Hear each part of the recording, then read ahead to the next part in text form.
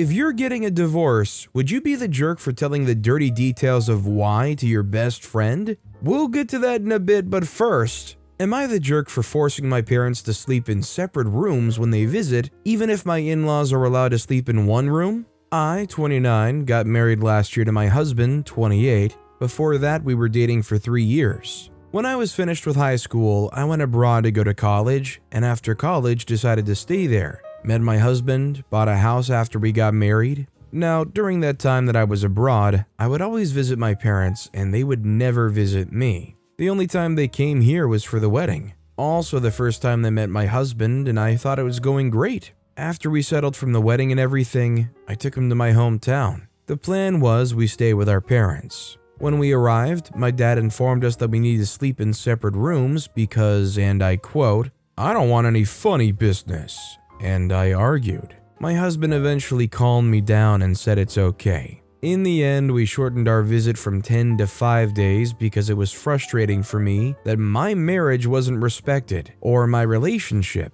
and that I'm an adult. Our relationship since then has been awkward. This new year, they decided to visit us, and when they arrived, my husband, with prior discussion with me of his plan, informed them that they have separate rooms. My parents didn't take it well. My dad started to argue, but my husband said he doesn't want any funny business going on. My dad shut up. My mom told us we were being brats, and they both took their bags and left. We haven't had contact since. My sister called me and told me we were jerks for treating them like that. I don't think so. In my opinion, how much respect you give is how much you get, but maybe I'm wrong. Am I the jerk? I think while posting this, OP has to know that they're not the jerk. I mean, come on, this was just giving the parents a clear-cut example of why their behavior was ridiculous. Also, hi, I'm Steven, and if you enjoyed deciding whether or not all of these people are jerks, then would it make me the jerk for asking if you hit that subscribe button down below? That said, our next story is, am I the jerk for leaving my son's wedding after he denied his stepmom a mother-son dance? My son Jordan is 27. His stepmom Natalie came into his life when he was 16. His mom had passed away when he was 13. Jordan never really considered Natalie as his mom. He refused to let her get close and shut down every attempt to have a close relationship. He even moved in with his aunt months after Natalie and I got married. As years went by, they started reconciling and seeing each other more often. He invited us to his wedding, which took place days ago.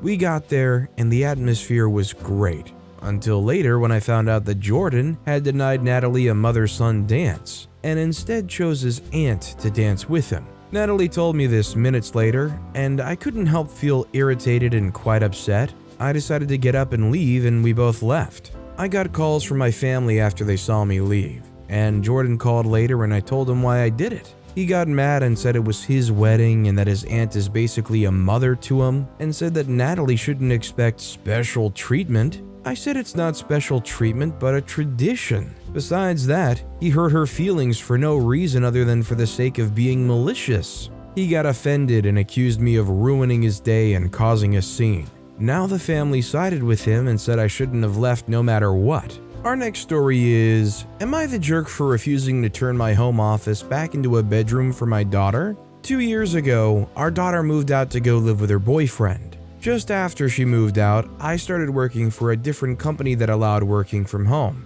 So I turned my daughter's bedroom into a home office. Half of my job is talking to clients on Zoom, so I needed a quiet place in the house. A week ago, our daughter announced that she's moving back because her boyfriend got a job abroad and she doesn't want to go with him. Me and my wife both agreed that she can move back. We have a spare bedroom in our house that we used as a guest bedroom, but we haven't had any overnight guests in years. So we just decided that she could move in there. On Wednesday, she moved back in, and since then she's been constantly nagging us to get our old bedroom back because it's bigger and it's on a separate floor, so there's more privacy. We told her that I need my office, but now she somehow managed to get my wife on her side, and they're both nagging me. I told them point blank that I'm not giving up my office, and now they're treating me like I'm the enemy. So, am I the jerk? Listen, when you finally make that big move out of your parents' house, it should be expected that they're going to either enshrine your room exactly as you left it,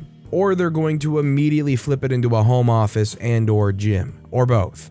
This next story is, am I the jerk for telling my wife she embarrassed me? My wife and I went out last night to celebrate her passing an exam she's been studying for. The place we went to had an open bar for a flat price, so we both had wristbands for unlimited drinks. My wife drank her first few drinks pretty quickly, stating that she wanted to get our money's worth. At one point, she had about 3 to 4 drinks in 15 minutes. When she asked for another, the bartender told her that her manager was watching. Then the bartender looked at me. I'll admit I did give a look, and the bartender refused to serve my wife more drinks at that time. When I was ready for my next drink, the bartender told us the special for open bar had ended. Pretty sure there was still an hour left. When we left, I told my wife she embarrassed us and acted as if she's never been anywhere with an open bar. She responded that it's my fault that the bartender wouldn't serve her anymore because I gave her a look.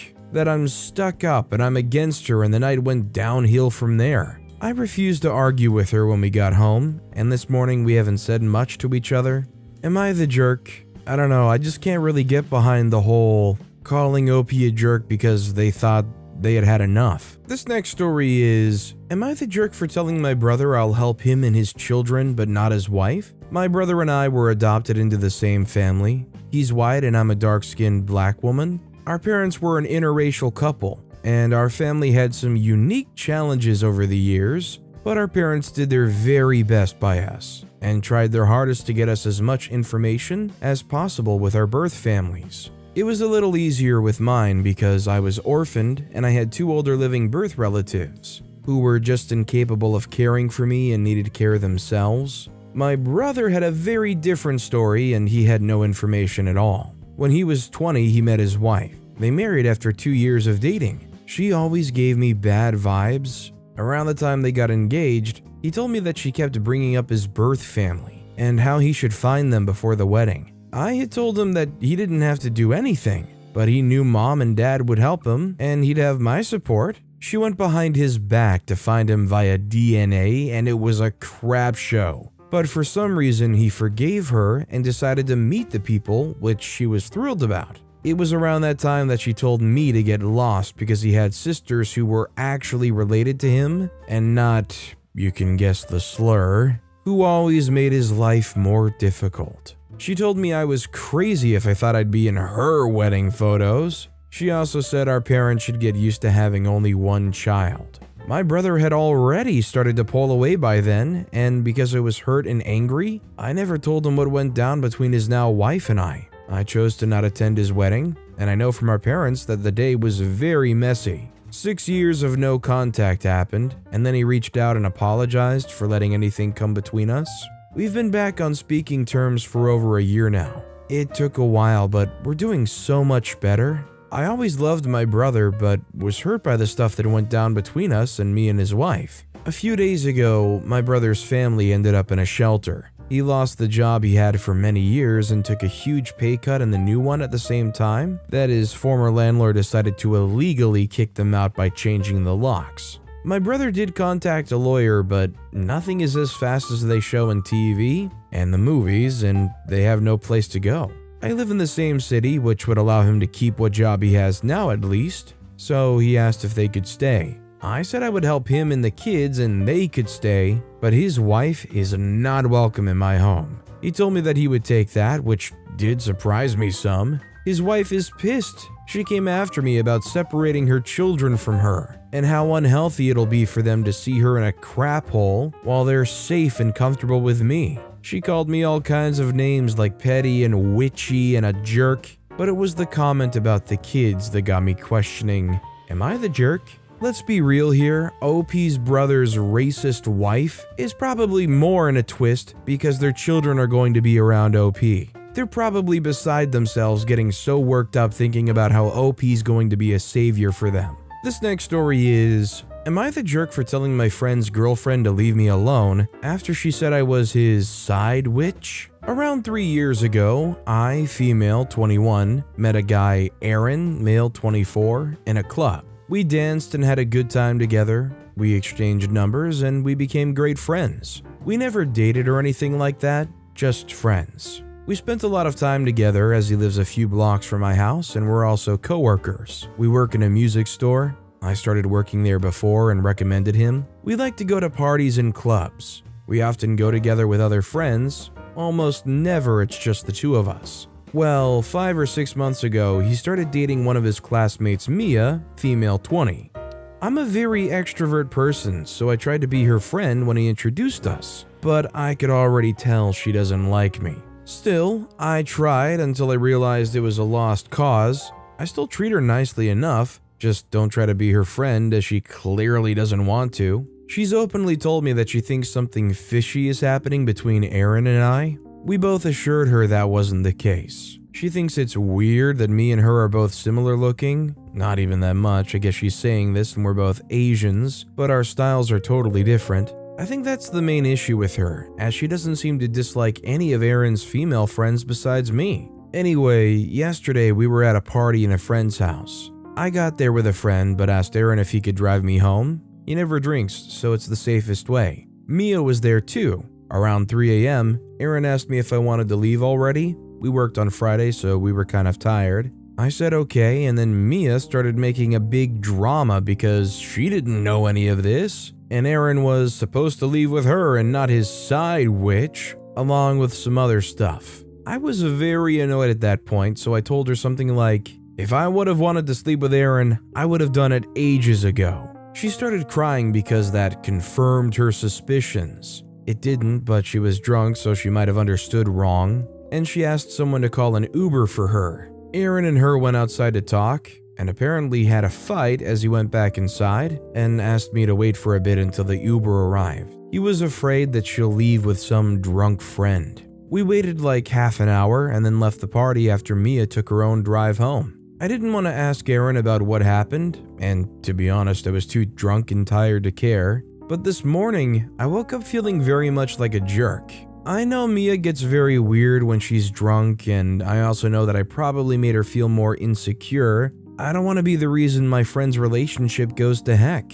There's obviously just a ton of insecurity going on here. I don't know if there's anything OP can do. That's really just kind of between him and his girlfriend. This next story is, am I the jerk for telling my girlfriend to accept that I'm smarter than her? My, male 24, girlfriend, female 23, has had a recent annoying obsession with trying to outcompete me in all sorts of intellectual games. She brings me crosswords, puzzles, logic riddles, math problems, and gets frustrated when I outdo her 95% of the time. She even begs me to play chess and other intelligent games, but throws a tantrum every time she loses. I really don't know what's gotten into her. She literally used to tell me that she liked me because I was very smart, and that guys dumber than her repulsed her. But now she's suddenly upset about it? I told her after a chess game yesterday to stop testing me, and just accept that I'm smarter than her at these types of games.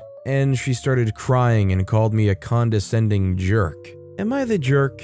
Nobody likes a sore loser, and clearly they're very insecure and lashing out. But let's be fair, I don't think there's anybody that's going to have a positive or even neutral reaction to being told, I'm smarter than you, in a relationship. This next story is, am I the jerk for asking to be paid for 6 months of constant dog sitting? My sister Alice owns a flat with her husband, and they have 2 dogs. Alice got a job abroad, so they're moving there. They don't know what to do with the 2 dogs yet, so their current plan is to move abroad and wait a few months, up to 6, to decide if they even like it there or if they want to come back home. If they like it there, they'll try to find a way to move the dogs there with them, but if it's not possible, they'll rehome them in our country. I'm 21 years old, still attending university, and I live with my mom. I really want to move out and live alone, but I can't afford it. Alice made me an offer. I can live in their flat for free for 6 months. No rent, no utilities, but I have to take care of their dogs. I'll have to walk them for hours every day, take them to the vet, etc. She said they'll pay for anything dog related and will pay for doggy daycare for a few days during my exam periods or if I want to go on vacation. I like her offer. Her flat is much closer to my university, but taking care of 2 dogs is a lot of work. I think it's reasonable to want to be paid for the work I do. If I didn't have to take care of the dogs, I could get a part-time job if I wanted to. So I feel like I should be reimbursed for that. Allison, our mom, says that being allowed to live in her flat for free is already enough, and I'm being unreasonable and money hungry. When they told me this, I laughed at them and told my sister she could try to find another dog sitter then, and I know I'm her best option. Now they're mad at me. Am I the jerk? I love and adore dogs. I've had dogs all my life, but I finally reached a point in the last year or two where I don't have dogs. And let me tell you, the amount of responsibility that just vanishes by not having a dog around, surprisingly high. All that to say, I completely understand where OP's coming from in saying, taking care of 2 dogs while doing everything else? That is a lot of work, at least if you're doing it properly. This next story is, am I the jerk for deceiving my wife into joining me for my drive to work? I, 37-year-old male, and my wife, 31-year-old female, live in a suburban area. I commute to work in a nearby city every day, and she stays at home. We have no children. My commute is generally about 2 hours. I can shorten this by 10 to 20 minutes with some good timing and luck, but for the most part, it's a long commute. Now, what's often been a source of friction in my marriage is that 9 times out of 10, the moment I step in the door, my wife asks me to do something. She always has some miscellaneous chore that absolutely cannot wait. She wants me to take out the trash, make dinner, wash some dishes, or whatever else. I've told her time and time again that I need a bit of time to unwind from work, and then I'll happily do it. Last Thursday, after I asked her for time to relax, she said that I had 2 hours to relax after work. She insisted my commute home was plenty of time to listen to music and unwind. When I explained that driving in traffic was probably more nerve-wracking than work, she said I was just sitting on my butt.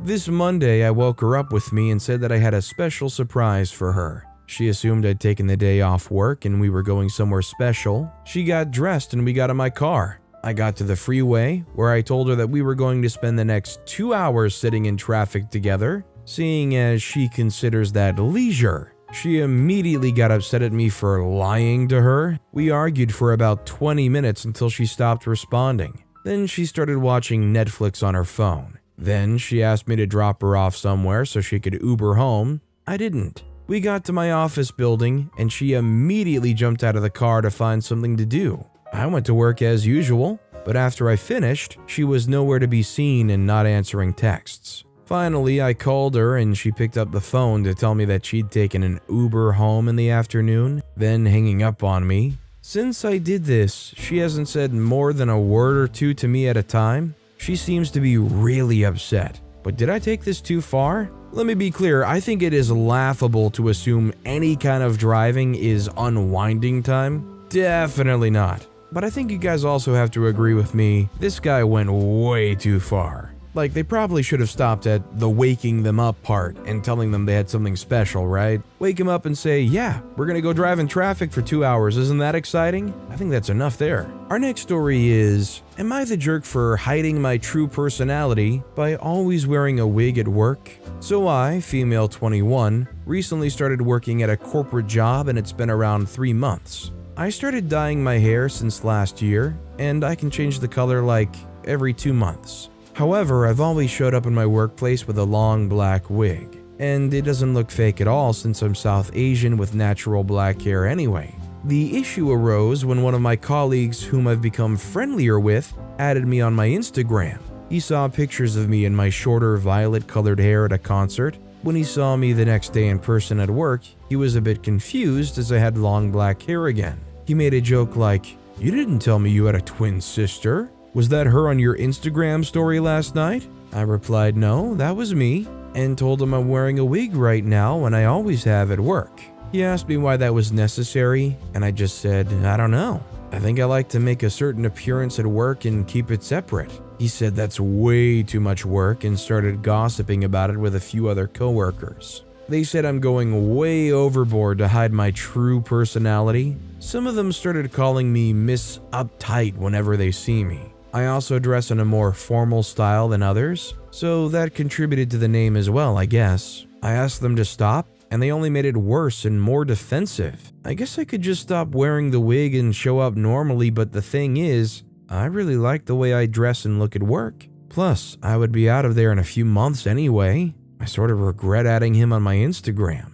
Am I the jerk here? This next story is, am I the jerk for unintentionally embarrassing my sister-in-law? My mother really thinks I made a huge mistake and that I need to make it up to my brother and sister-in-law, but my wife and I disagree. I thought I'd ask you for your thoughts on this, and I already appreciate you taking the time to read this. For context, I, 34-year-old female, have only one sibling, my brother, 25-year-old male. He has a 10-month-old son with his wife, 23-year-old female, and this is their first kid. They are clearly overjoyed. My wife, 37-year-old female, and I have two 8- and 9-year-old daughters. My sister-in-law rightfully is very concerned with caring for their son. She tries to take all of the physical and mental health-related steps right with him. And as a mother, she can be overprotective at times, and I completely understand that since I was also in her shoes back in the day. The issue is, she and I were having a conversation together at my parents' house. Nephew was with my brother. Somewhere in the conversation, she mentioned how she was being very careful and was going to avoid giving her son any potentially allergenic food like peanuts or citrus fruit until he was a few years older. She said her pediatrician advised her to do that. I remember from back in the day that both my wife and our kids' pediatrician had recommended for us to introduce these food categories into their diet as soon as we could, because it reduced the chances of them developing allergies later on. I mentioned this to my sister-in-law. She laughed and loudly commented that her pediatrician sure knew a lot more than I did, and he was very experienced and that I had it wrong. Suddenly, everyone's attention was on us. Now, my wife is a doctor. She's a specialist, but she literally lives and breathes medicine. I asked her if giving peanuts and other potentially allergic food categories earlier was medically advised. She went on to explain the pilot studies, previous views, the mechanisms, etc. Mentioned how this idea my sister-in-law mentioned was no longer now considered standard, and even cited several recent articles that indicated indeed introducing them earlier was a much better idea and supported by evidence. My brother thanked her and said it was good that they found out soon enough. I thought that was the end of it. As we were leaving, however, my sister-in-law told me I'd been rude and embarrassed her in front of my wife. The next day, my mother also told me that I'd been very rude to my sister-in-law and undermined her and that I should make it up to her and my brother. Was I in the wrong here? When it's all about just trying to make sure your kid gets the absolute best care for their long-term health, and it's not like you're trying to command them or commandeer whatever it is they're doing, I think it's totally fair and reasonable to do what OP did. This next story is, am I the jerk for not taking in my son and his family? My ex-wife and I adopted our son when he was 6. We'd been his foster parents for 3 years, and we wanted to make it official. We met his wife when he was 18. She knew he was adopted, and she thought it would be good for him to get to know his biological parents. Over the course of the next few years, my ex-wife and I were slowly pushed out of his life. When they got married, we only received a wedding invitation. We weren't part of the wedding party. His biological parents and their spouses sat at the family table. We haven't had the opportunity to meet our granddaughter, and she's nearly 3 years old now. I'm sad about the situation, but my ex-wife is heartbroken. I hate to see her hurt when all she did was try and be a good mom. I can honestly say that I'm not a fan of my daughter-in-law, and I wish she had never come into our lives. Recently, they've run into financial problems and they've lost their home. My son's job is in the city we live in, and his biological parents and his in-laws all live in other cities. He called my ex-wife to ask if they could stay with us while they got back on their feet. I said no. My ex-wife wants to, but I refuse to be used. He's been distancing himself from us for 9 years now. The only reason he called was because he's desperate. I don't think I owe him anything. I offered to pay for whatever it costs for him to move his family to the cities where his real family is. His wife called me to scream at me. She says that I'm abandoning my son and grandchild. I said that since he didn't think of us as parents when they got married and had a child, then they shouldn't think of us that way now. Then I blocked her. My ex-wife says I'm being too harsh and that I need to forgive them. But here's the thing, I don't think it'll change anything. All that'll happen is that they live in our home and then they abandon my wife again as soon as the chance presents itself. To be fair, I agree with OP. Our next story is, Am I the jerk for telling my best friend / sister-in-law the true reason for my divorce? I, 32-year-old female, met my sister-in-law Mary, 32-year-old female, in uni. We were assigned flatmates who really enjoyed cooking and baking together and became best friends. She actually introduced me to her brother John, 35-year-old male, whom I dated and eventually married 8 years ago. We have 2 kids, age 3 and 5. Mary was thrilled for us. She had a close relationship with John and remained best friends with me. John is very intelligent and a bit competitive in nature, so he naturally went into an intense career field. Unfortunately, he turned towards alcoholism to cope with an intense job. He started seeing a therapist to help him identify his triggers. He drank less, and then he quit therapy thinking he was fixed. He started drinking more again after a while. He did the find a therapist, control his drinking, quit therapy process 4 times over 5 years. Each time, he'd make promises and agreements. We had 2 kids along the way, the first before I realized how serious the drinking problem was, and the second after he agreed to quit completely and get fully sober. He went back on that promise and said he wanted to be in control of his drinking and only have 1 to 2 drinks a week. He never got completely sober. He would flake out on his promises to the kids and me. He'd go hang out with friends who encouraged him to drink and have 2 to 3 drinks and then start buying bottles of vodka and gin again. After the 3rd time he quit therapy, I gave him an ultimatum: get sober or I was leaving him and taking the kids. I followed through with it. Mary and I stayed best friends after college, but John asked me to keep his drinking from his sister the first time around and didn't want her to think he had a problem. He was my husband, so I agreed if he worked on staying sober. When I divorced him, it appeared out of the blue to Mary and their parents, who couldn't understand why I would up and leave her brother and adamantly take the kids, only letting him have visitation. Mary blamed me for the divorce and wanted to end our friendship. So I told her the truth, that I loved him and still do, but I wasn't willing to spend the rest of my life and ruin my kids' childhoods, setting ourselves up for disappointment over and over again when he wouldn't stay in therapy or stay sober. Mary was horrified after I told her about everything. She got very emotional when I admitted to her how many times I let myself get excited for plans her brother made with me or the kids, only to be flaked on when her brother poured himself a drink after work. She went to give John a piece of her mind and asked him to get his crap together. John's now extremely upset at me for spilling his secret that I'd promised to keep because Mary's image of him is now rubbish. And his parents are disappointed in him too. I think I had a right to explain myself to my best friend, and I no longer had a promise to keep after he broke his end of it. Am I the jerk? I think OP's not the jerk, and the main reason why is not because OP went and blabbed some drama needlessly out, but more so because Mary's image of John is only ruined because John's done plenty enough to make it that way. OP biting their tongue is just OP agreeing to be complacent and willingly looking like the bad guy for this seemingly reasonless divorce.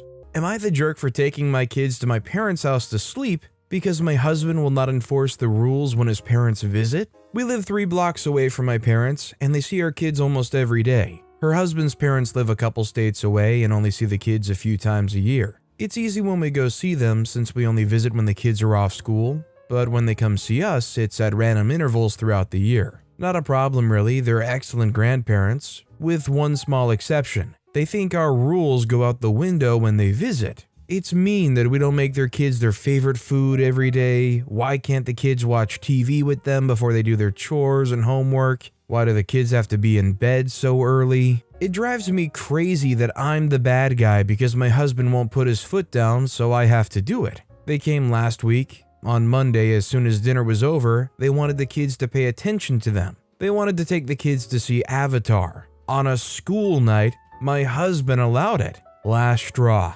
I told him that he knew that throwing the kids off their schedule screwed me over. So I gave him the choice of either enforcing our rules or I would. He said he would take care of it. Second night, there was a hockey game on. He wanted to watch it with our son who loves hockey. I reminded my husband that our son had chores to do and homework. He said it was just a hockey game. I told the kids to get their stuff. I took them and a change of clothes and their homework to my parents' house. My mom and dad will watch them and then take them to school in the morning. I went back home and they were waiting for me. I'm being a controlling and abusive person by denying them time with the kids. I'm not the only person allowed to make decisions regarding the kids. They came all this way to see them and I'm being a jerk by keeping them on a schedule. Fine. They are visiting for a couple of weeks. Wednesday, after I picked up the kids from school and dropped them off at my home with my in-laws, then I went out for the first time in ages. I told my husband I would be out late and didn't want to wake anyone, so I'd be at my parents' house. Did the same thing Thursday through tonight. My husband's been calling and texting and coming over to tell me I need to come home because the house is a disaster and his parents won't do anything. They're on vacation and they're there to see the kids, not clean up.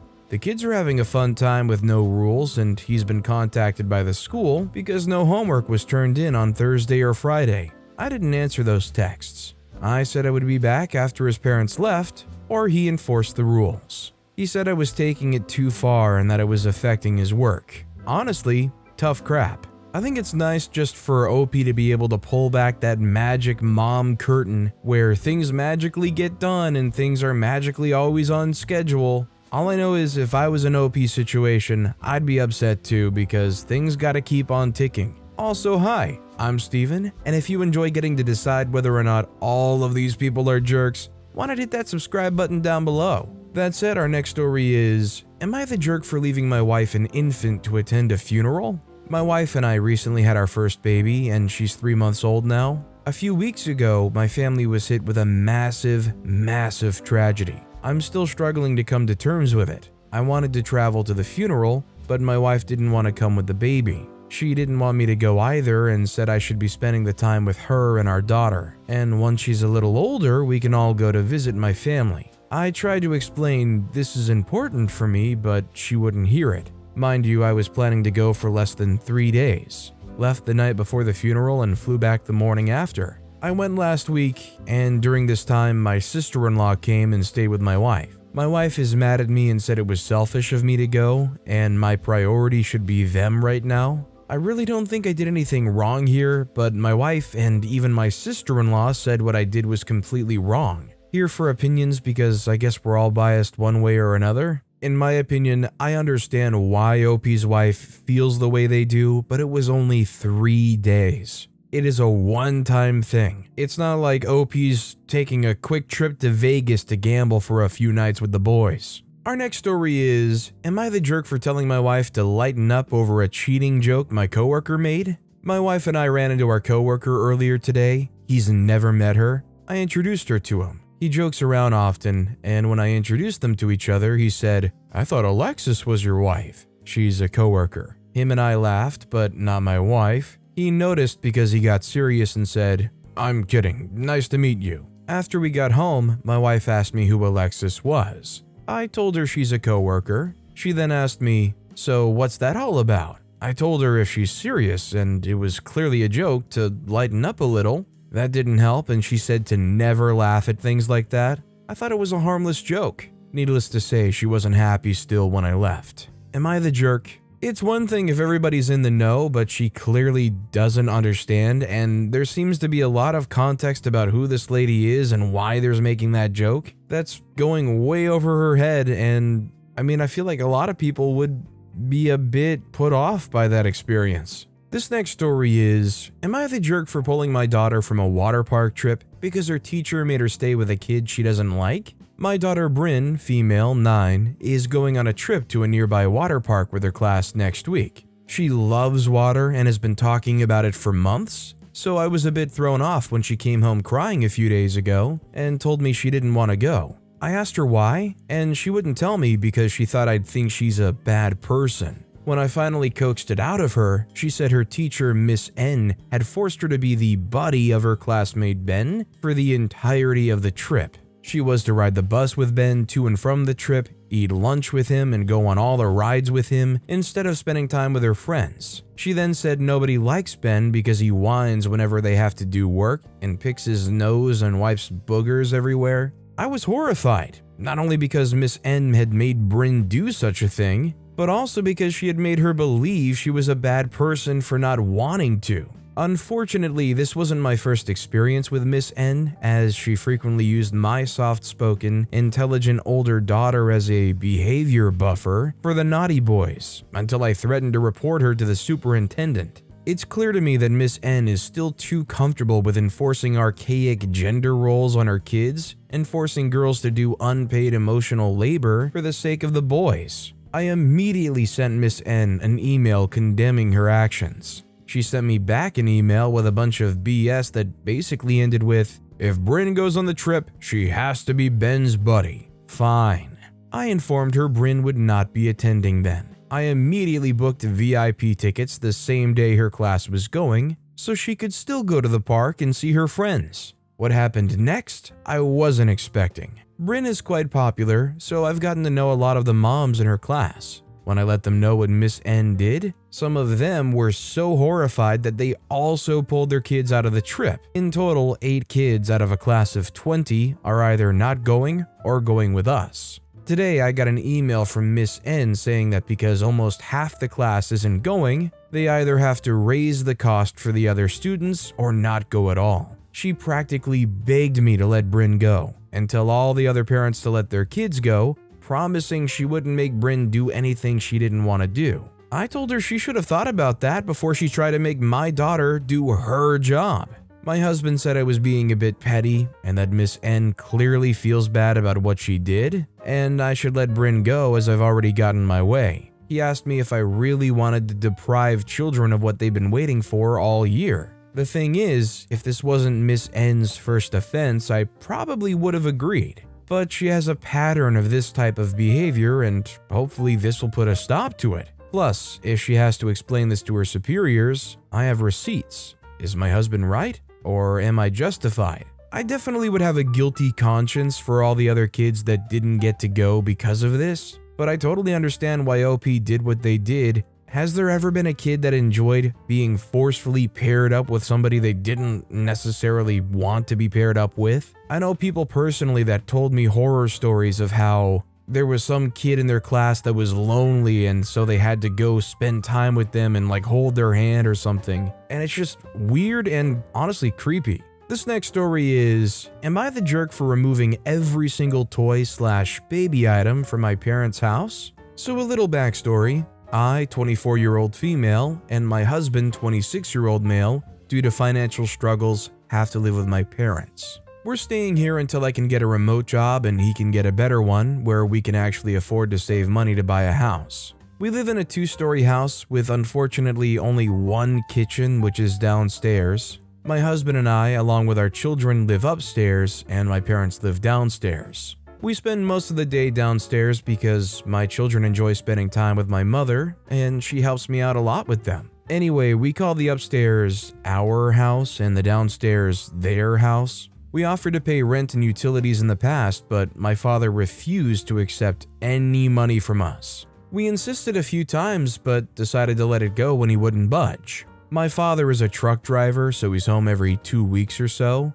My grandmother from my mother's side is currently visiting from Europe, so there's a lot of people in the house. We have 2 boys, a 2.5-year-old and a 9-month-old. My 9-month-old recently started crawling, so I decided to get him a playpen for when we're downstairs. When I wanted to assemble it downstairs, my father told me to go assemble it upstairs, "'cause there's enough crap here that everyone trips over anyways."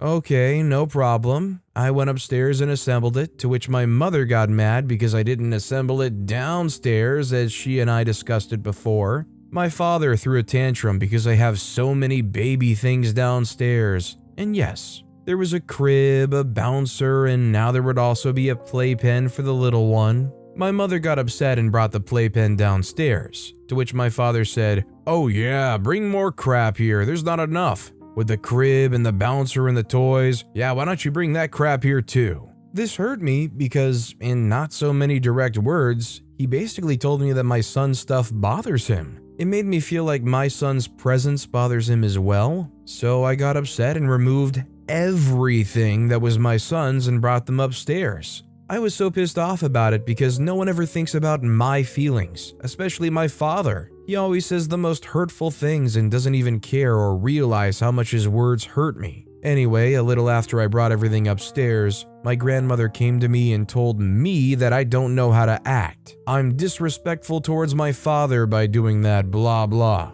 Like, excuse me? Now it's somehow made to be my fault? I've changed my view of my grandmother after I had my kids. My word means nothing when it comes to my children and what I say. The way my father talks to me like I'm a doormat, but if I stand up for myself, she will be the first one to tell me to shut up because I'm a child and that I shouldn't talk back. I'm just so done with these people. I'm actually considering moving to my in-laws who live in Germany just to get away. So Reddit, am I the jerk? I think he can be totally justified in being uncomfortable with how much stuff is around, but let's be real, it's just their demeanor, right? Nobody deserves to have to deal with somebody who's just a total jerk like that. I sympathize with the father. I get why they feel the way they do, but I hate being around people that display the kind of behavior he does. The passive-aggressive, oh yeah, bring more crap down here. All it does is just instigate. Our next story is, am I the jerk for not letting an elderly woman have my son's seat on the bus? Alright, so my son, 17, has weekly therapy appointments that I take him to. Unfortunately, my husband let our daughter borrow his car and then had an emergency at work, so he had to use my car. So my son and I had to take the bus. It wasn't ideal, but I'd rather the bus than miss an appointment. While it isn't my place to share why he goes to therapy, I will say that he will often forget to eat. I usually make sure he's fed, but due to the mess in the morning, it slipped my mind. The bus wasn't too crowded, but all the seats were taken. My son wasn't doing too well, and I could tell he was feeling dizzy from the hunger in the bus. So the second someone got off their seat, I sat him down. I then tried to find a chocolate bar I had in my bag. While this is happening, I noticed an elderly woman and her adult daughter standing beside us. I didn't pay much attention until the daughter tapped me on the shoulder. She asked if my son could move so that her elderly mother could have a seat. I felt really bad, I really did, but my son was not doing great and standing would make it harder. I had found the chocolate and he was eating it slowly, but if he stood up right then, I can assure you he would have fainted. I apologized to her and explained that my son wasn't feeling well. She rolled her eyes at me and said that she saw him standing earlier and that he's a young, healthy teenage boy. He'll be fine. I apologized once again and told her that he wasn't feeling well and that if he was, then he himself would have offered her a seat. The daughter told me to look at her mother, and I admit the poor woman looked really tired, but I couldn't. My son had started to lean against me, so I told the woman one last time I was sorry and to ask someone else. I then heard both of them whispering and calling me an entitled witch. And when we got off the bus, a woman that got off with us said that a teenage boy can handle standing more than an elderly woman can, and that she hopes someone treats me like that when I'm her age. My son was so out of it, I don't think he even noticed or cared, but I can't get this off my mind. Am I the jerk? A totally unrelated woman thought I was along with the two. I wasn't sitting down and didn't have a seat. I think OP's not the jerk, I think they're just victims of circumstance. It just looks bad. They're going to wish you and your firstborn terrible lack of seat, pain, and misery for all of eternity for what you've done here today. But I don't think anybody, given the circumstances, can say that OP's the jerk. Our next story is, am I the jerk for picking up my kids for scheduled custody time? I have 4 kids from prior relationships, and my wife has 1. She has full custody of our son, but I have 2 of my kids here full time, and weekends for the other 2.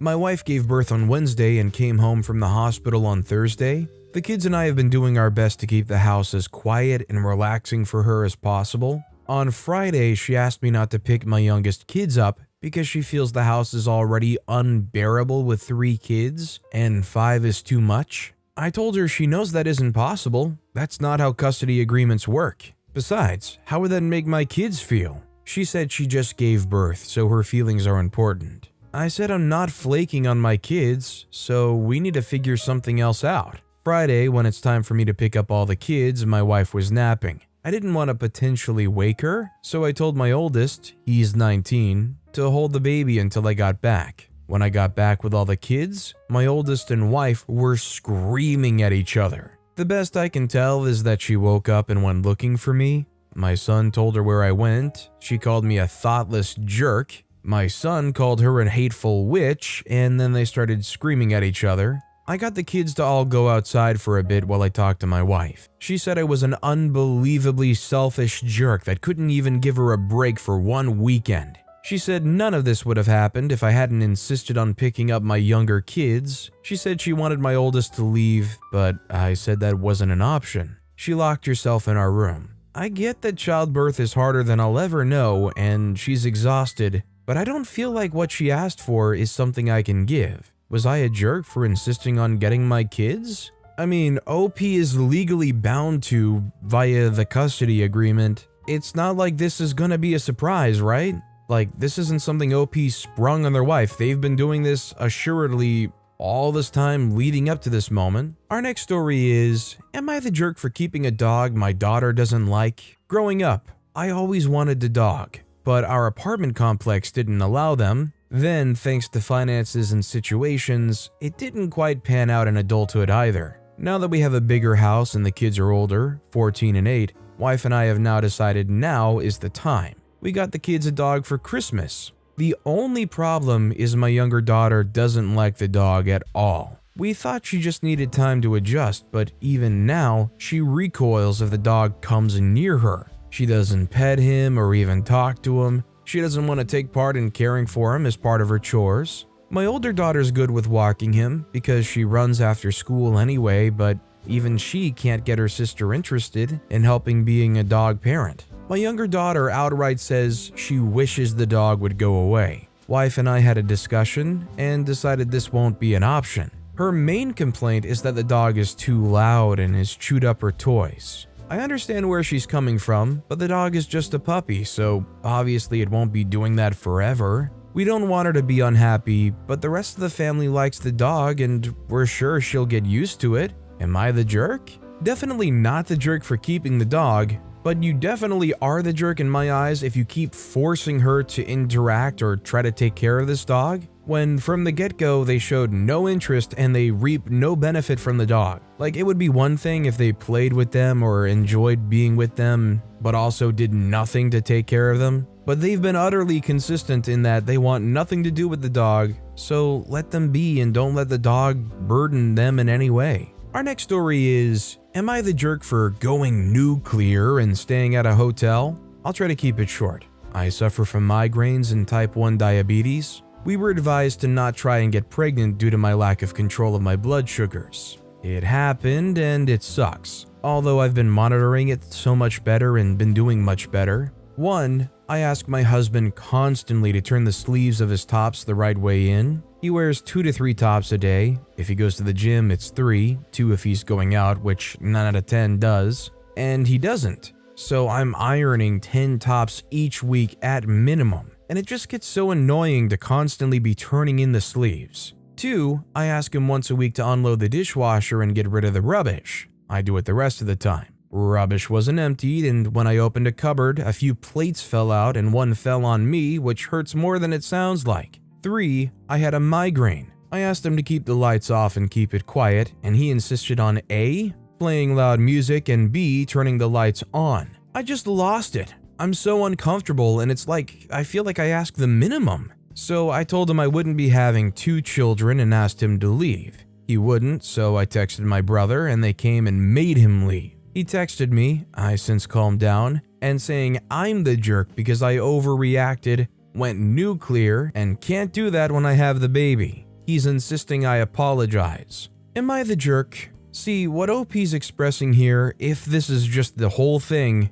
is not a lot of them, and it's just a matter of being considerate to your significant other from the husband. I mean, the real way to deal with it is go head on, stop ironing the shirts, and like OP did, go to a hotel if they can't be considerate when you have a migraine and you're pregnant, or forcing him to. Our next story is, am I the jerk for wearing a romper and not a dress at a wedding? I, 16, gender fluid, was recently at a close relative's wedding with my family. Just guests, not as part of the bridal party or anything. The dress code, the bride told us, and that was on the invite, was that women wore dresses and men had to wear something similarly formal, For example, a suit. I'm a female at birth, so I was told that I would have to wear a dress. I don't identify as a woman, however, so I wasn't comfortable with this and asked for a potential compromise on my outfit. She insisted that I wore a dress. Cut to when my family were ordering their wedding clothes and figuring out their outfits. My parents asked if I'd found anything suitable, and I sent them a link to the romper that very much looks like a dress at first glance. It's genuinely not noticeable unless you look closely at the bottom part that's not a skirt. We got the romper, it arrives and everything's fine. I wore it to the wedding, and for the first part everything seems okay, until I'm pulled along too hard by a kid and end up tripping and falling face first, sprawled out on the floor. As everyone nearby gathers around to see what happened, the bride notices that the bottom part of my outfit is shorts and not a skirt, and loses her crap and starts screaming at me that she made it clear I needed to wear a dress, and she said that I was being selfish by going against her wishes on her special day. I'm pretty sensitive and also hate loud noise as I'm autistic, so I start crying because the mix of pain from scraping my leg and her loud voice yelling is enough to overstimulate me pretty badly. My cousin leads me away to treat my wound. The bride stalks off, still fuming, and won't speak to us for the rest of the night until we eventually leave at the end of the wedding. I was reassured by some members of my family that I didn't do anything wrong, but I'm still super hung up over it and wondering if it was bad of me to wear that. OP actually posted a link to an image of the romper that they wore, and it literally is a dress. It just has like shorts underneath, or it has like an outer layer that literally just looks like a dress while the under layer is shorts. I think the bride was being needlessly restrictive and was weirdly hung up over this. The fact that it took a trip and a fall, and for them to rush up and see you while you're sprawled out to decide whether or not it was acceptable, I think it means it was plenty acceptable. Our next story is, am I the jerk for picking my stepdaughter up early from her mom's house? My husband has a 9-year-old daughter, Maya, from a previous relationship. We have her on weekdays, and she's with her mom on weekends. Maya has a weak immune system. She doesn't get sick too often, usually a few times a year, but when she does, it kicks her butt. Last weekend, she started running a fever. Her mom called us, told us that Maya was sick, and offered to keep her until she recovers, because she was recently laid off and doesn't start a new job for a few more weeks. Here's the thing with Maya's mom. She recently became interested in homeopathic remedies and Eastern medicine. We've gotten into arguments before about vaccinations and medicine for a chronic illness, but as far as my husband and I knew, she didn't have a problem with short-term over-the-counter meds like Tylenol or cold medicine, so we agreed to let Maya stay with her mom. Maya texted me a couple days ago saying she wanted to come home. I asked if everything was okay and she said yes, but she didn't want to be at her mom's house anymore and wanted me to pick her up. My husband was working late, so I went to pick her up. Her mom didn't want to let me in at first, but I eventually got to Maya. She looked horrible. Apparently her mom didn't know any natural cures for whatever Maya had, but thought letting it run its course without any medicine would be healthier than giving her medicine. I called my husband and he met us at the house and took her to urgent care. I'm taking some time off work to take care of her while she recovers. The problem is her mom is furious with us for picking her up early and keeping Maya home on her weekend, and for disregarding her input on Maya's health. Am I the jerk for picking her up early and keeping her here during her mom's weekend? She was sick. That's the end-all be-all. If you gotta take your kid to the urgent care, you can't be the jerk for ending whatever they were doing prior to that early. This next story is, am I the jerk for only referring to my daughter by her given name? My wife and I have 3 children. My parents brought up 5 kids and my dad would call us our names.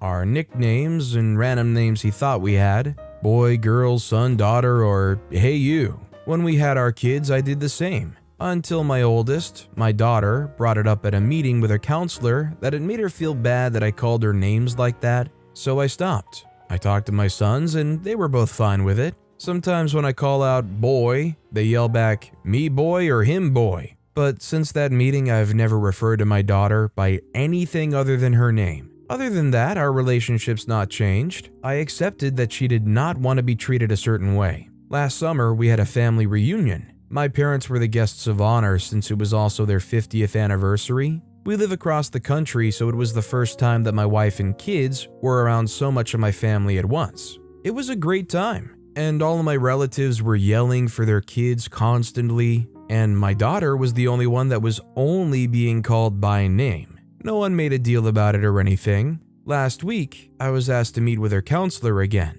It turns out she's feeling excluded by my family because they don't call her girl or hey you. She's mad at me for having fun nicknames for her brothers, but only calling her by her name. I asked if she remembered why that started. She said that I embarrassed her in front of her friends by calling her girl, and that she'd asked that I call her by her name. So now I'm confused. She had no problem being called by her name for over a year. Now that she's seen that it's how my family is, which she knew before because we'd gathered together before in smaller groups, she wants to be called nicknames and stuff again, which is fine. So I asked if she wanted me to limit her nicknames to private family time. For example, when I take them to the movies, I'll call them by her name, boy number one and hey you, which was something she had brought up as rude before. She said I was cherry picking situations and that I should just know. I don't, since I cannot read her mind. She's 16, her brothers are 14 and 13. At the reunion, my dad and uncles all referred to me as Fat Boy. I'm 6'1" and 275 pounds. They're all short, jealous Hispanic beanpoles. I really sympathize with OP here because this is a definite hot and cold situation. She's saying, don't call me that, but also call me that because I want to feel included. There's a top comment reply to this post that's great, and I think it's almost fitting to a T that says, she's a teenager, and sometimes they'll argue with themselves via you as proxy. I think that's pretty spot on. I think it's a manifestation of her feeling wanting to be included, but also not wanting to be embarrassed, and just kind of dealing with that through OP. Our next story is, am I the jerk for backing out of a family vacation because parents are allowing stepsis to bring her boyfriend, but not mine? I don't think I'm wrong in backing out, but I've got people telling me otherwise. If anyone's curious, I'm 22 and my stepsister is 24. So we're going to Canada on vacation with my mom's side of the family. Mom, stepdad, 2 stepsisters. This post is about Annie, fake name, brother-in-law, and stepbrother. Parents want it to be a close family vacation, which I can get, so no friends, boyfriend, girlfriend, so on are invited. I would have liked my boyfriend to come, but I didn't mind until I heard my parents were changing the rules. Annie has a medical condition. She's a lot closer to her mom than my stepdad, her bio dad, and stepdad says he doesn't think he can spend the time with Annie if she needs assistance. They're allowing Annie to bring her boyfriend because apparently she feels the most comfortable around him and he can support her if needed. I think it's hypocritical of them to allow Annie to bring her boyfriend, but not mine. She would have her dad there, also us, which is supposed to be the point of the family vacation. I told them I also feel comfortable around my boyfriend, so if that's the reason he should be allowed to come too. Stepdad said no, and my mom said she gets my point, but Annie isn't the same as us. I told them if they're going to change the rules like this, I don't want to go. Now mom is pissed at me and said I'm being selfish about our vacation. Am I the jerk? Apparently OP replied in the comments that Annie's been dating their boyfriend for 3 years, but honestly I wouldn't call him a boyfriend, more a caregiver. I think he's with her because he feels sorry for her. So I think irregardless of the medical condition and the reasoning behind that, I think OP showed their true colors plenty in just that comment. Am I the jerk for convincing my grandparents to waste their money? I'm 27-year-old female. My grandparents are Mary, 70-year-old female, and John, 72-year-old male. They're technically not my grandparents. I met them when I was 10 and they lived next door. My mom was single and was working multiple jobs 7 days a week, so we kept each other company and developed a grandparent-granddaughter relationship. They have 2 kids and 4 grandkids. I'm not sure how old they are, but likely in their 50s. When I was younger, I would joke and say, when you die in 100 years, please leave me your teapot sets. She would laugh and say she'll put it in the will.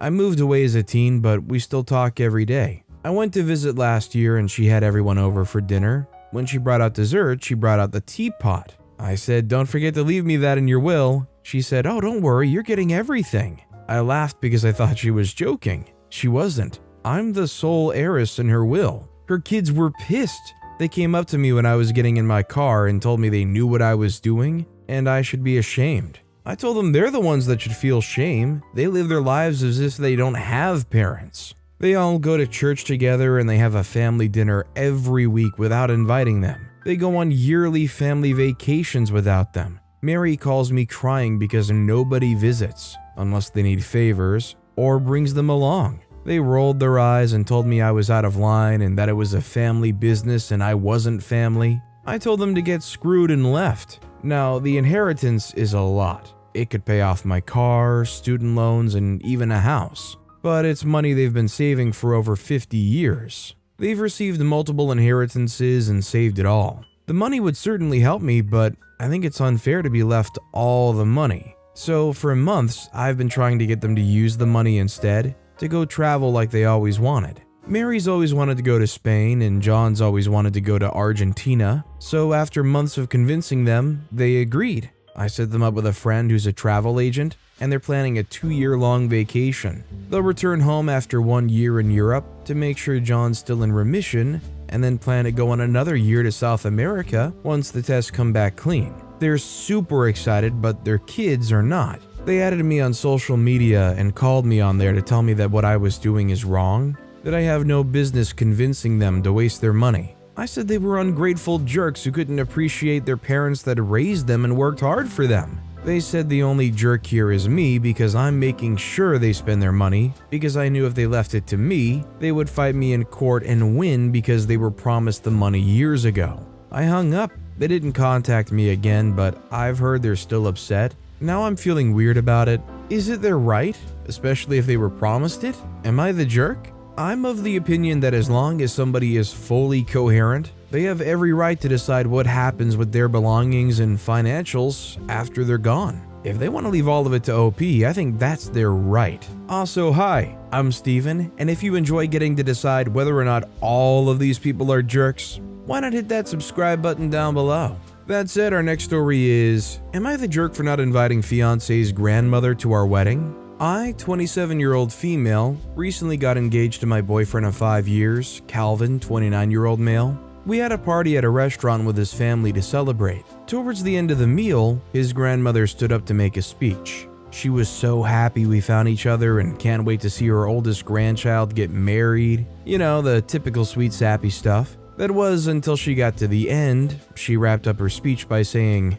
"I think I speak for everyone when I say we're all so happy you finally got over your gay phase." Calvin is bisexual and has dated men in the past. We all just sat there in shock. He didn't say anything, but I could tell Calvin was upset. I didn't say anything at the restaurant because I didn't want to make a scene in public, but when we got back to his parents' house, I freaking lost it. I started screaming at his grandmother, "What the heck is wrong with you? How can you say such hurtful and bigoted things towards your grandson?" She just smiled at me. I just said what everyone was thinking. I demanded she apologize. When she refused, I told her she would not be getting an invitation to our wedding until she does. This caused an even bigger argument, but at this point I'd had enough and Calvin was on the verge of tears, so we left. He didn't say anything to me for the rest of the night. Later, I found him sobbing in the kitchen, but he still refused to talk to me. The next morning, I woke up to hundreds of texts and phone calls from different people. Calvin's dad, sisters, and cousins are on our side, but his mom, aunts, and uncles are not. I got a particularly nasty phone call from his mom, calling me a selfish witch for taking away her 80-year-old mother's opportunity to see her only grandson get married. I told her, well, if she wants to come, there's one very simple thing she has to do, then hung up. I sat down with Calvin today and had a serious conversation with him about everything that happened. He apologized for giving me the cold shoulder, but he was very overwhelmed with everything that his family said, which is understandable. He also told me he's very grateful that I stood up for him, but after everything that happened, he would rather his grandmother not come to our wedding at all. I told him I'll always love him and support him in the decisions he's made, but can't help but feel like if I had handled things better, I wouldn't have started a fight within his family. I feel so guilty about it, So, Reddit, am I the jerk? This next story is, am I the jerk for taking up space at a restaurant? I, 27-year-old male, often go out to eat alone. It's never an issue for me since I'm usually sat at bars or a table for two. Recently, I wanted to go to a new place that had opened in the area. I went alone, but the hostess led me to a table for four. I asked if they had smaller tables or a bar to sit at since I didn't want to take up a spot for larger groups. She said this was their smallest table and they don't do bar seating. The restaurant wasn't super busy, but definitely was picking up as it was dinner time. While I was waiting on my food, the attendance picked up big time and there were people sitting outside waiting. I noticed at the host stand, an older woman, man, two younger adults, and a kid were crowded around, and the woman pointed directly at me. I tried to ignore it since my food was about to come out. While I was eating, the group from earlier were sat in a booth not far from me. The lady who pointed at me made a loud comment about how selfish young people can be, how some people are so entitled they take things from others without a care. Then I felt something hit my neck.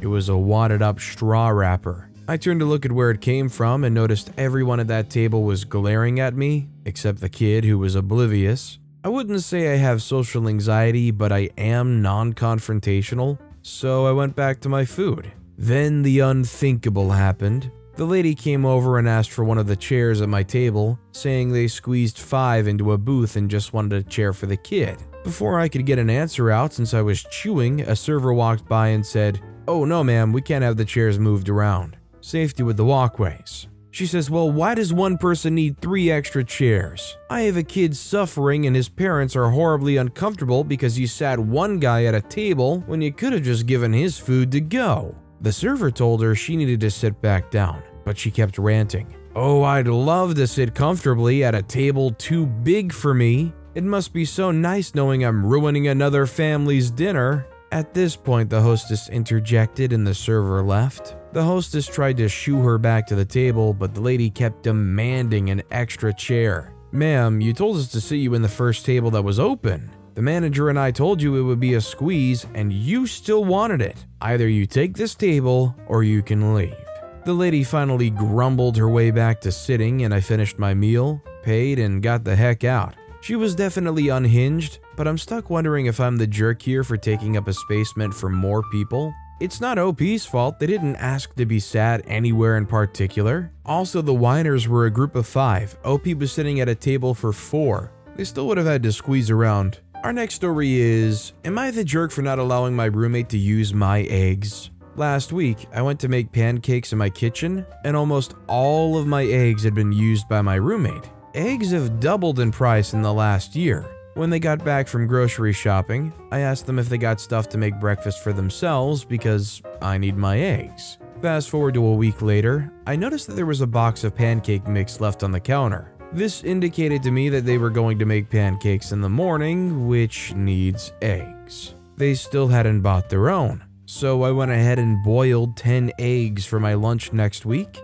and labeled the eggs container with my name because I need the remaining eggs for banana bread. Next morning, I wake up to my roommate yelling at my other roommate, his girlfriend, that he had to go to the store to buy eggs because they obviously saw my name. Am I the jerk for making them buy their own groceries? If the groceries aren't like a group thing, then I don't see how you could be the jerk for not wanting somebody to use your groceries. This next story is, am I the jerk for calling my sister out because she lied that my son broke a vase when he was staying with her and her girlfriend? I, 35-year-old male, am a single father. My son is 8. Last week I had to travel for work, and I was going to be busy a lot through the whole trip. I simply didn't want to drag my 8-year-old son with me through the country. I initially wanted to ask my mother to watch my son, as she usually does, but she was out of town herself, and I only have my sister, 24-year-old female, in the city that I live in. So I left my son with my sister and her girlfriend, 30-year-old female.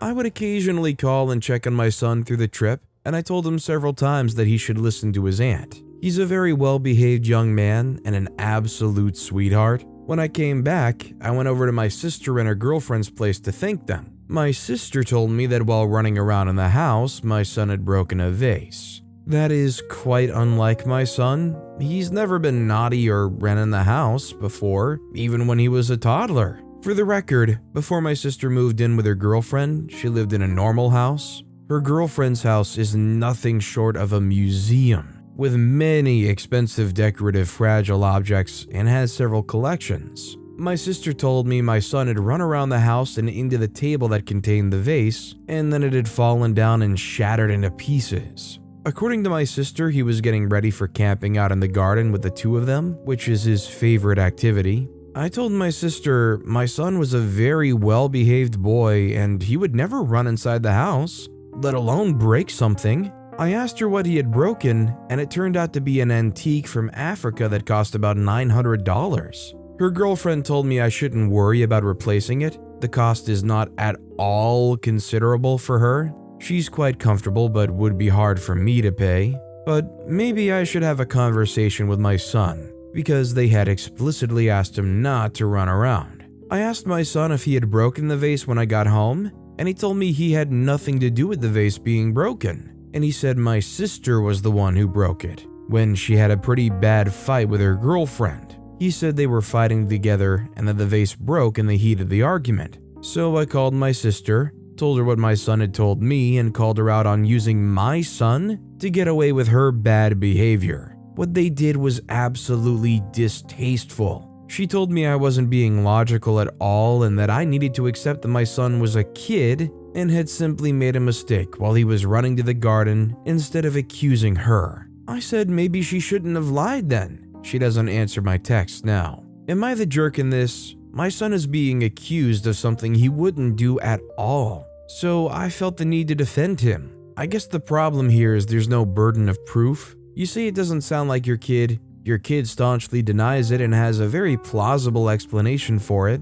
I wouldn't blame anybody for standing by their kid here. Our next story is, am I the jerk for cutting down a dead branch from a neighbor's tree that were hanging over my driveway? My neighbors have a large oak tree that's about a foot from where my driveway ends, width-wise. There's a 15-foot branch that hangs over my driveway that's visibly dead. It's dry and has no foliage. It's right under where I park my car, so I've been concerned about it falling on the cars during a storm. It's perfectly legal in my area to cut down any branches hanging on your property. My neighbors don't live here full-time, and I don't have their contact information, so I didn't notify them beforehand that I was cutting it down. In hindsight, I probably should have told them, but it had to be done before the spring, and they don't come back until June. The tree guys came and cut it down, and 20 minutes after they left, I got a knock on my door from a police officer. They said they got a call that we were cutting down a tree on someone else's property.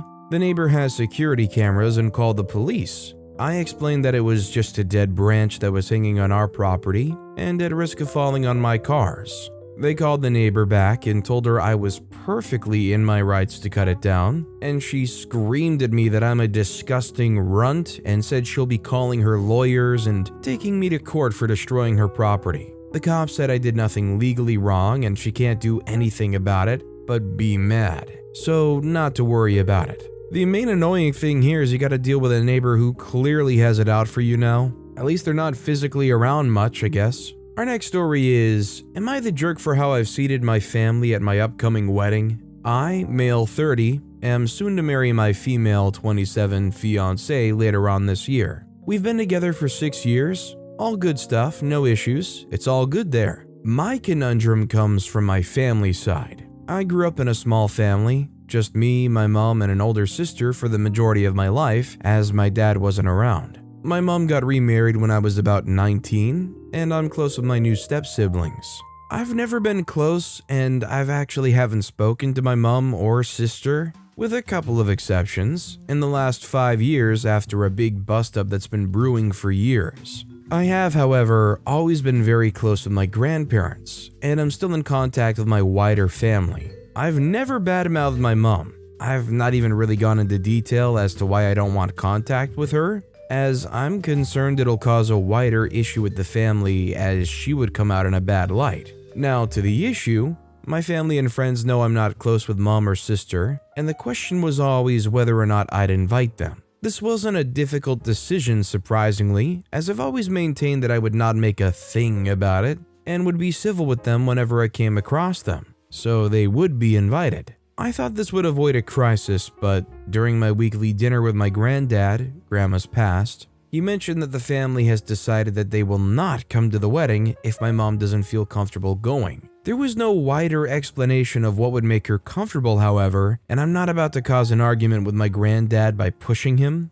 This topic now comes up quite a lot at our weekly dinners, and it came out today that it stems from our mentioning that we would have a top table at the wedding, featuring my partner's parents, best man, maid of honor, etc., but my mom wouldn't be there. Effectively, the demand from the family is that if my mom isn't sat at the top table, then she wouldn't feel comfortable as it's a public snub, despite our estrangement not being a secret, and therefore the rest of my family wouldn't go. They're saying I'm being unreasonable and putting demands on the family by sitting her at a family table. I want my family to come to my wedding, but I cannot sit next to that woman on my wedding day. I'm feeling a bit upset about all this, so I'm querying whether or not I'm the jerk. Anyway, all direct feedback would be appreciated. Our next story is, am I the jerk for expecting my partner to spend more time with me and my kids? My partner and I live apart, but very close by. We each have kids from previous relationships. We've been together off and on for about a decade, broke up for a year in the middle. To my kids, he's their dad. Our kids don't mingle much but know who each other are. This is due to his kids' moms, 2 ex-wives, being extremely litigious and would bury us in court drama for years and drain us financially if they knew he was with me. His youngest's mother, who does not have custody and just gained unsupervised visits recently, has married a millionaire, so naturally we're very worried about her trying to go back to court for custody. We would not survive that financially. I'm a nurse and he's a teacher. So, am I the jerk? My kids and I go to my partner's house every other weekend when my partner doesn't have his kids. I have exclusive custody, no visits whatsoever by their bio of my kids. By the time my weekends arrive for my kiddos and I to be at my partner's, he often says he's tired and needs alone time. He also schedules his poker nights he hosts at the house for our weekends. Since he has custody of his youngest, he only gets a break from the little one when he's with his mom on her weekends. Well, those are my weekends with my kiddos and my partner. While I agree that he should get alone time, everyone should, I'm frustrated it always comes out of my weekends my kids and I get to spend with him. My partner's parents are the after-school care for the youngest and help out a lot, so he doesn't feel comfortable asking them to babysit more to accommodate his alone time. They're also in their early 70s by now, so it's too much for them to do more. My partner doesn't want my kids and I to stay over this full weekend. He refuses to tell me why and keeps saying he doesn't need a reason. No is a complete sentence. Meanwhile, my kids are dying to see their dad and count down each day until it's their time again. We fight about this constantly. Am I the jerk or is he? I don't think OP's the jerk, but at what point do you understand that things are so crossed and almost just incompatible, and except that's really the crux of this. This next story is, am I the jerk for being angry at my stepmother? So I asked my partner to marry me, and the first people I told were my mother and then my father, who were both extremely happy. About an hour later, my stepmother messages me saying that I could have told my younger brother. He's 14 and was in bed and I would have told him today, and that he's very depressed and in a bad place, and that it's my fault for not talking to him more. I talk to him most days to see how he's doing. I'm 30 and, as all adults do, I have my own responsibilities, and either way, I still like to think I'm a good brother. I shut her down completely, saying my brother's mood and me getting married are nothing to do with each other. She sounded drunk when, after a few exchanges, which I was exceptionally polite in considering the circumstances, decided to phone me where I told her that she has no right and that I've done nothing wrong. She then decided to suggest that I won't see my brother again, which is ridiculous and seems, if I'm being completely honest, crazy. My little brother messaged me apologizing for his mom's behavior, and it turns out she told him when she apparently started screaming at my dad because I'm getting married. It all seems really bizarre. My dad and brother are on my side, but it seems very abnormal. Am I the jerk for telling her she has no right trying to connect my brother's mental health to me getting engaged? This next story is, am I the jerk for getting upset at my fiance for telling me to not eat his leftovers at dinner? Last night I just finished shift 3 out of 3, I'm an ICU RN, and I ranted to him about how busy I was because of a pain in the butt patient who was a hot mess express. He made me a wonderful dinner, and I thought it would be a great night. Prior to that, I'd only had one meal the whole day at 1 p.m. He made some great loco moco and rice, and towards the end I had extra meat that I finished. He was full and there was still some saucy rice on his plate, which I took and started to finish up too. Snippily he goes, "That's just rice, leave it alone." We're also kind of on a health kick right now, so I took offense to it and took it as a, "Hey, you're being fat, stop eating." Then we got mad at each other the whole night, but his defense is, "I meant that it's just garbage. I can't even tell you how I feel without you starting to cry, blah blah. Like, I'm just tired from work. Let me eat your freaking rice, it's not a big deal. You can just shut the freak up and let me enjoy." But I can't decide if I was a whiny baby jerk or not. Definitely not a whiny baby jerk, and also considering your only other meal happened at 1 p.m., you probably needed that rice. Our next story is, am I the jerk for falling out with my mom for opening my mail? So I never really have any falling outs with my parents. However, my mom has had this really annoying habit of opening mine and my brother's mail for years. For context, I'm 30, he's 38, and we don't live at home and haven't for years. I don't really get any mail sent there and haven't for ages apart from this one letter that I'm about to explain. Anyway, I applied for my dream job with the police, and my "sorry you were unsuccessful" letter ended up at my mom's house. She called me as I was coming out of an exam last week and asked me, "There's a letter here, do you want me to open it?" I told her, "No, I'll pop by and pick it up." She again says, "It's in a brown envelope, shall I open it?" Again, I said no. I already knew what the letter was. I already had an email to tell me I was unsuccessful, but I wasn't ready to tell my parents yet, as I was understandably pretty upset. I turned up to my parents' house yesterday to collect the letter, and it's clearly been opened and taped back up. My mom said, "Your letter's on the side." I asked her if she opened it, and she said no. Even my friend who I was with said there's no way they would send a letter out with tape on it like that. It's clearly been opened. I didn't confront my mom, I just got the letter and left. But I'm really upset and angry about it and haven't spoken to her since and don't want to.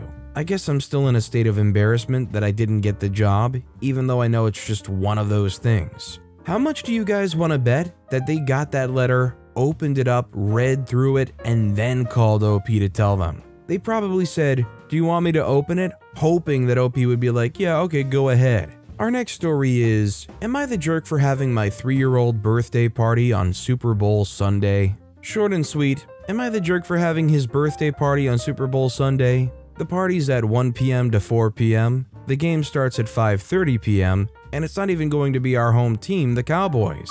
So far, my father-in-law and my own mom have expressed issue with this, but I can't seem to understand why it's such a big deal. There's an hour and a half between party and game time. We've had this party planned for over a month, and it seems ridiculous to change the date just because a few people want to watch the game. I think not only is it fine to have it on Super Bowl Sunday, you scheduled it where they shouldn't have any issue, unless they're going to some Super Bowl party an hour and a half away. I guess if somebody's hosting their own party. Our next story is, am I the jerk for asking my spouse to plan my 40th birthday and then canceling it because the plans they made sounded sad? I'm turning 40 soon and feel some kind of way about it. I asked my person to plan my birthday because it feels really lame to throw myself a birthday party. This year, my birthday falls on a Wednesday. Instead of having a party the weekend before or after, they put out a message telling people to swing by and say hi Wednesday evening, open house style. People don't want to get home from work, leave their house again, and go say hi to someone on a Wednesday evening in the middle of winter. It very much sounds like I'll just be sitting on the couch and waiting to see if anyone has time to randomly come through, which just feels really sad and depressing. So I told my person to cancel it. They have fully skipped my birthday in the past with no celebration, gift, or even so much as going out to eat, so I was really clear that I wanted them to step up and plan something rad. But here we are. Am I the jerk I'll accept my judgment. I don't think OP's the jerk, but I do think OP could have supplied like some suggestions or general expectations of what they would expect a party to look like. I mean, I'm guessing considering this person hasn't done stuff like that in the past, they're not really familiar with the whole hosting, throwing, scheduling a party. Our next story is, am I the jerk for refusing to let my sister and her family stay at our vacation home despite previous financial issues? So, my sister Sarah and her family of 4, husband and 2 kids under 10, had been planning a vacation to our beach house for the past 6 months. They'd booked their flight and everything. A week before their trip, my husband and I decided that we wanted to take a last-minute vacation to the house as well. When I told Sarah this, she was understandably upset and asked if they could still come and we could all just squeeze into the house together. I refused and told her that we'd already paid for the trip and I didn't want to share the house with her and her family. Now, before you all jump on me, I should mention that Sarah and I have a bit of a complicated relationship. We're sisters, but we've never been particularly close. We've had our fair share of arguments and disagreements over the years. Recently, my husband and I lent Sarah and her family a large sum of money to help them out of a financial crisis. They promised to pay us back within a year, but it's been over 18 months and we haven't seen a dime yet. I've brought it up to Sarah a few times, but she always brushes it off and changes the subject. So, when she asked to come stay at our vacation home, I couldn't help but feel a little resentful. I know it sounds terrible, but I just didn't want to spend my hard-earned vacation time with someone who had taken advantage of my kindness. I also didn't want to risk her and her family damaging our property. It has happened before. Sarah, of course, was furious with me and is refusing to speak to me. My other family members are also siding with her and thinking I'm in the wrong. So, Reddit, am I the jerk for refusing to let my sister and her family stay at our vacation home? Should I have put my resentment aside and let them come stay? Or was it fair for me to put my own interests first? They had booked this for 6 months. A week before, you dropped the ball, hey, sorry, actually I want to go there myself. Good luck, have fun. You really posted that on the internet thinking anybody would not see you as a jerk? Our next story is, am I the jerk for bringing my daughter to work? I work for a fairly small business. Pretty much anything goes. They just expect you to get your job done. Or so I thought. Yesterday, all plans to babysit my daughter fell through, and my wife and I both had to work. My wife is a nurse, so obviously she couldn't do it.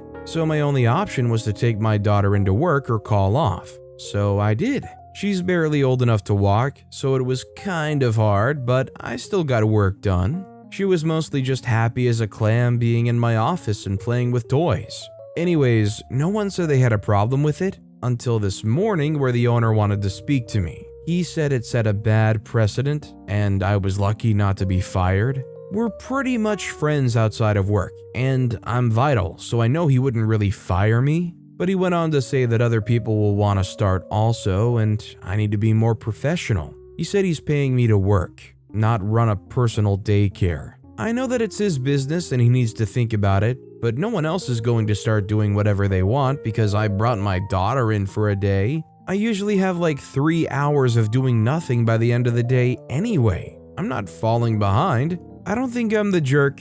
I'm the only one who can do what I do for his business and he needs me around. He's kind of the jerk for treating me like a wage employee when I'm so indispensable and have been so reliable and useful to him. Am I the jerk? The environment honestly sounds kind of nice. I imagine it's pretty laid back, there's not really like corporate. But I think most people would agree bringing your kid to work, okay, maybe one time. But if you want to try to make a habit out of it, you're definitely trying to push boundaries that the owner has to address. Also, OP is very quick to take advantage of the fact that they're chummy with the owner. Don't clear it, just try to expect that, hey, we're friends, you can let me slide. Am I the jerk for telling my husband my daughter doesn't have to accommodate his needs? My daughter is a second year in college, and although she lives at the dorms, during finals she comes home to learn quietly. My husband, not her bio dad, has changed jobs and works full-time from home now. I go to work from the office every day, so they're in the house by themselves.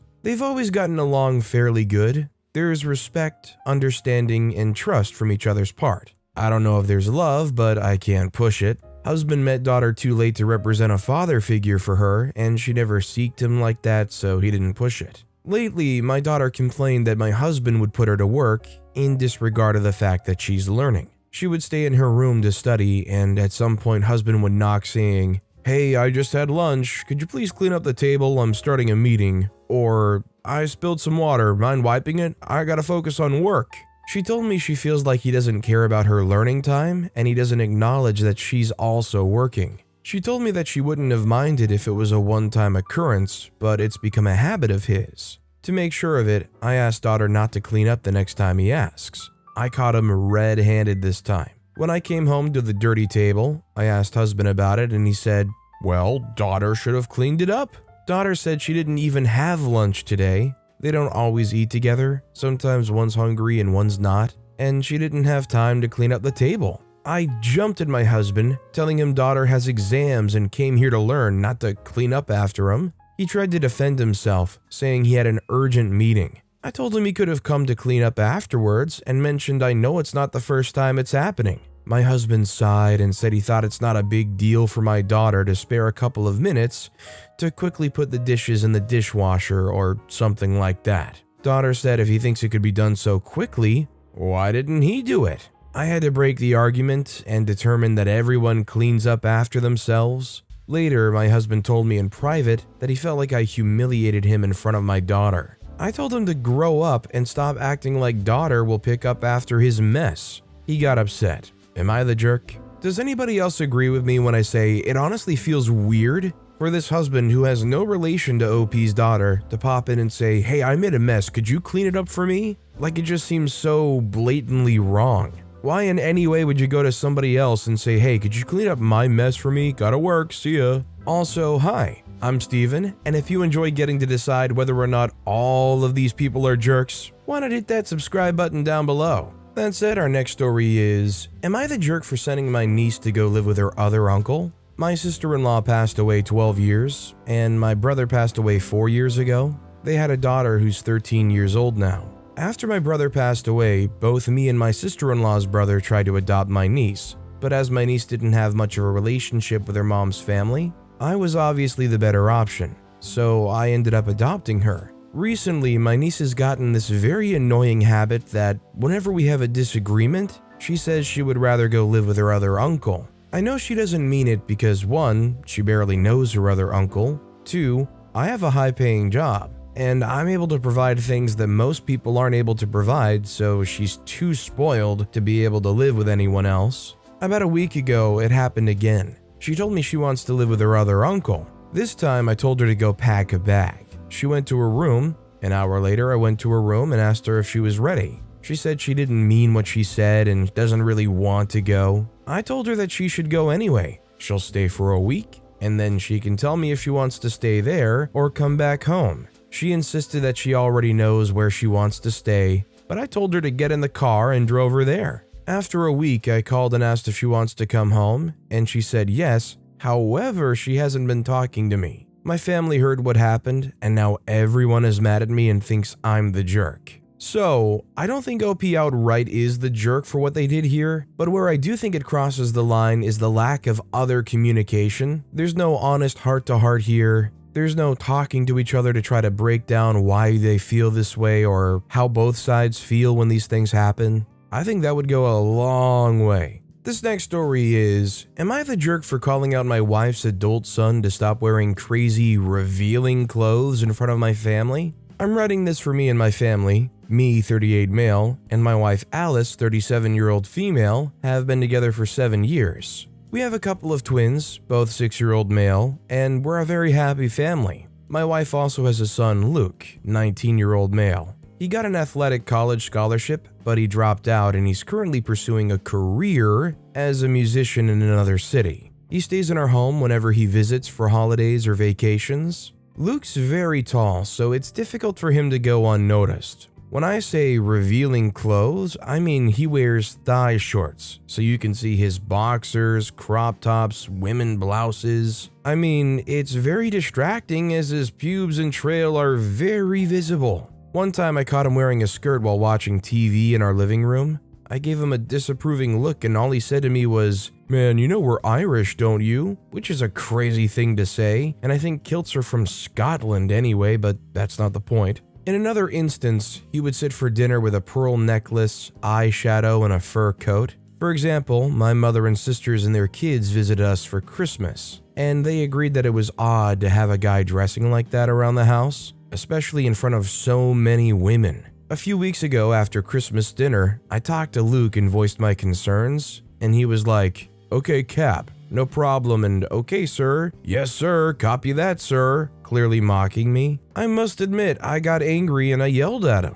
I went to vent out my frustration with my wife. However, she didn't back me up or take me seriously, even when I raised my concerns about our boy seeing his older brother acting a fool. I checked her phone and she was texting with Luke, again just joking and making fun of me. Luke texted her something like, "Not your husband body shaming me, LOL. I didn't get the Hugo Boss dress code memo." And my wife replied, "Follow the dress code, young man, or you'll be executed at midnight. I don't make the rules, babe. I'm sorry, XX." I got so mad I gave both of them the silent treatment for the rest of the holidays. Alice tried to talk me down by saying that he's not wearing anything around the house that he wouldn't be wearing in public. So our boys would be seeing that style sooner or later whether we liked it or not. She was condescending, like she was talking to an angry old man from another century. I don't know, I don't feel like I was asking something unreasonable, and I felt they were bullying me for expressing a reasonable concern about what my twins and my family are seeing in their own home. Our home, my home, and at the end of the day, it's my house, my rules too. Am I the jerk? Now, if he's going around your house wearing stuff that clearly shows his hair downstairs, or let's say he's wearing this skirt without any underwear on and it's pretty obvious, sure, I completely understand that. But I think it's pretty clear OP just mainly has a problem with him wearing conventionally women's clothing. Our next story is, am I the jerk for saying my sister doesn't have to dictate what I do in my own home after she insisted on setting the table for dinner? I'm 42, the eldest of 8 siblings. This concerns my youngest sister Alina, 23. Me and my husband have 2 kids, 16 and 13. Alina is staying with us for 4 months because she started at a new college, and she needs some time to sort out housing. She's been here for a couple of weeks so far. Last night she made dinner for everyone. She said she wanted to. The way dinner usually works in my household is I dish up the food, then my kids take it to their rooms to eat. We obviously have family dinner too, but this is just more convenient for all of us as we don't have time to spend sitting at the table every day, and we can eat at different times if needed. Also, by different times, I don't mean someone eats at 7 p.m. and someone eats at 3 a.m., just a small gap. I know this isn't for everyone, and that's okay, but this is what works for our family. Alina knows this. So last night, she made fried dumplings, orange chicken, fried rice, and chocolate cake for dessert. I went into the kitchen to thank her and saw her setting the table. I told Alina she doesn't need to do that, and we'll take food from the pot. My 13-year-old started saying she was hungry, so I went to get food since everything was done, but Alina stopped me and said to wait a few minutes and we'll eat together. Again, I told her that's not how it really works here. One of my kids is hungry now, but my 16-year-old usually eats a bit later. Alina then said that she was going to serve the dumplings first, then chicken and rice and cake after. I repeated to her again that we can get the main food at once,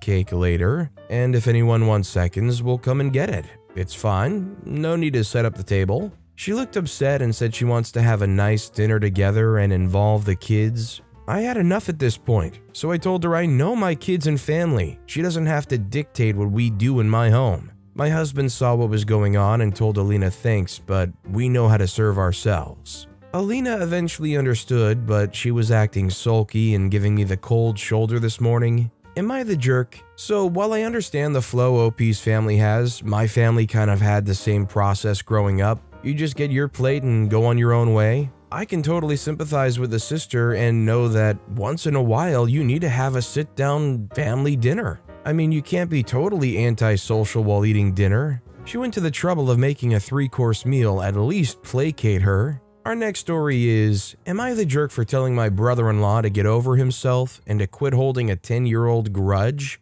My brother-in-law, married to my sister, is a general contractor. About 10 years ago, my dad and brother was building a deck at my parents' home. They asked my brother-in-law if they could borrow his skid loader, but he said no. They prepared the ground as best as they could without the skid loader, but got to the point that they couldn't go on without it.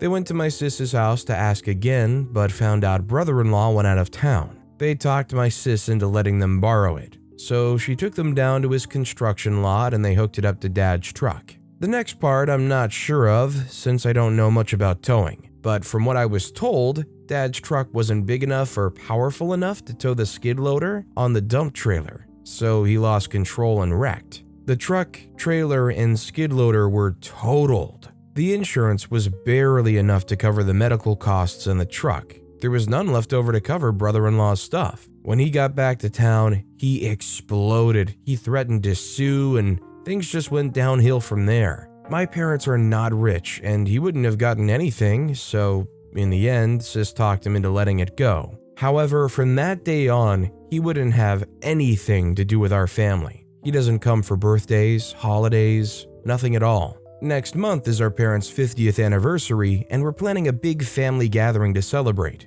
We're also chipping in to send our parents on a cruise to Mexico because they've never been out of the country. I spoke to sis about it the other day, and she said she's coming with the kids, but brother-in-law is not coming. I was fine with that, but when we were discussing their portion of the cruise money, I heard him yelling in the background to deduct their portion from the cost of the skid loader and dump trailer. That pissed me off, so after my call with sis, I called brother-in-law and told him to get over himself. I told Dad and bro made a mistake, but that was 10 years ago and he needs to let it go. He said he'll let go when they give him the money he lost. I told him he's a jerk for holding on to a grudge and putting money in the way of a family relationship. Sis called me a few minutes ago and said they're not coming and that I was out of line. We argued for a bit and that's where it stands. I don't think I'm wrong for telling him to let go of the past, but they're not coming to the anniversary party, so now I'm not sure. I'm not gonna lie, if I was in the brother-in-law's position,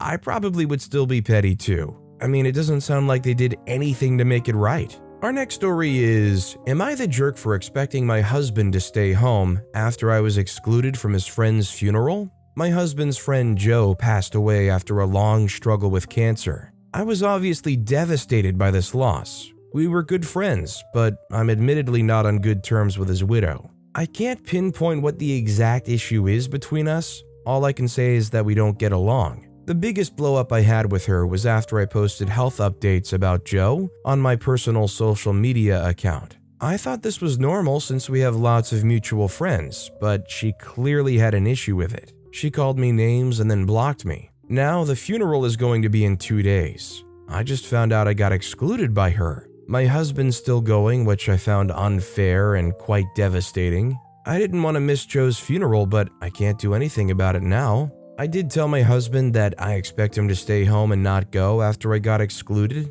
He snapped and said what I was expecting was unfair and that whatever petty fight between me and Joe's widow was none of his concern. I told him that I'm his wife and he should stand by me, especially when I'm being treated like this, but he said it wasn't his problem. Now we're not speaking because of it. Some mutual friends are siding with me. Others think Joe's widow created this situation to begin with. This next story is, am I the jerk for dropping out as my brother's best man a couple of days before his wedding? My 36 brother, 30, got married this past weekend. I was supposed to be his best man. The wedding was 12 plus because they didn't want to have to deal with toddlers and such, which is fair enough. A lot of guests do have young kids though, so they decided to have a venue nearby with a professional sitter if parents wanted to drop kids off there. My wife has some injuries that make her slow to respond or understand what others are saying, and she needs help sometimes with her food. I'll cut it up into small pieces. This doesn't mean she's nothing, and she's a smart, capable woman. They had the rehearsal dinner. At the end, my sister-in-law pulled me aside, saying she had to discuss something with me. She said they told us about the additional venue they'll be having for their wedding. I said yes. Then she asked if my wife had any particular food preferences, and they would order extra food for her there. I was extremely confused and told her we already gave our meal choices, but she said my wife would be better suited at the second venue. I remember just sort of staring at her for a bit and asking if she was serious. That she expected my wife to be with the babysitter? Sister-in-law said it's not like that and they're just looking out for my wife and I don't have to feed her or anything and can have fun at the wedding. My brother came over and I told him I've literally never heard such crap, that they think my wife is a child to leave with a sitter. Brother said it's for the best and if I want, I can always go over and check on her. I told him if this is the way they're treating my wife, I have no desire to be part of their crap show, and dropped out as best man. Well, all heck broke loose and some people agreed I was right. But my parents texted, called, everything, saying they don't agree with this either, but it's their choice. And to get over my ego and come, I didn't end up going. I did hear they got one of the groomsmen to give a speech, and overall it was fine. But my brother sent me a text saying that he expected better from me. I replied back saying I expected better from him. My sister-in-law sent a long butt text that I ruined their big day on purpose and made them look bad. All I can say is, trust me, considering their behaviors and what they just did here, they're doing just fine making themselves look bad. This is one of the ugliest things I've heard in a minute. Our next story is, am I the jerk for laughing in my mother-in-law's face? Husband and I were financially well off in 2019. Crap turned sour in 2020 when I became jobless after having to homeschool our kids. Couldn't afford the rent. We got evicted 6 months later. My mother-in-law, who offered us 2 bedrooms, backed out as soon as we became homeless, and we ended up living out of our van for 4 months with our kids before a homeless shelter opened up. During said time, mother-in-law had very little contact with us. Sister-in-law was also tense from us asking to come to her house to shower, despite us offering payment. We were looked at like we were scum because we were over the age of 30, had 3 kids, and didn't have our crap together. We were told how we were going about life all wrong and that if we had planned better, we wouldn't be in the situation. Coming from sister-in-law mostly, who was given her house after her father died and hadn't paid taxes in 4 years. Fast forward, we were all able to get back on our feet times 10. We built a house from scratch with our kids and gained a crap ton of experience for all of us. It came out perfect. The kids are ecstatic because they built their own house. We are happier than ever. We even started our own business. We did this together, without help from any of his family, despite their promises, and I will admit that I grew a nasty taste in my mouth about the whole lot of them, despite the end result turning out the way it did.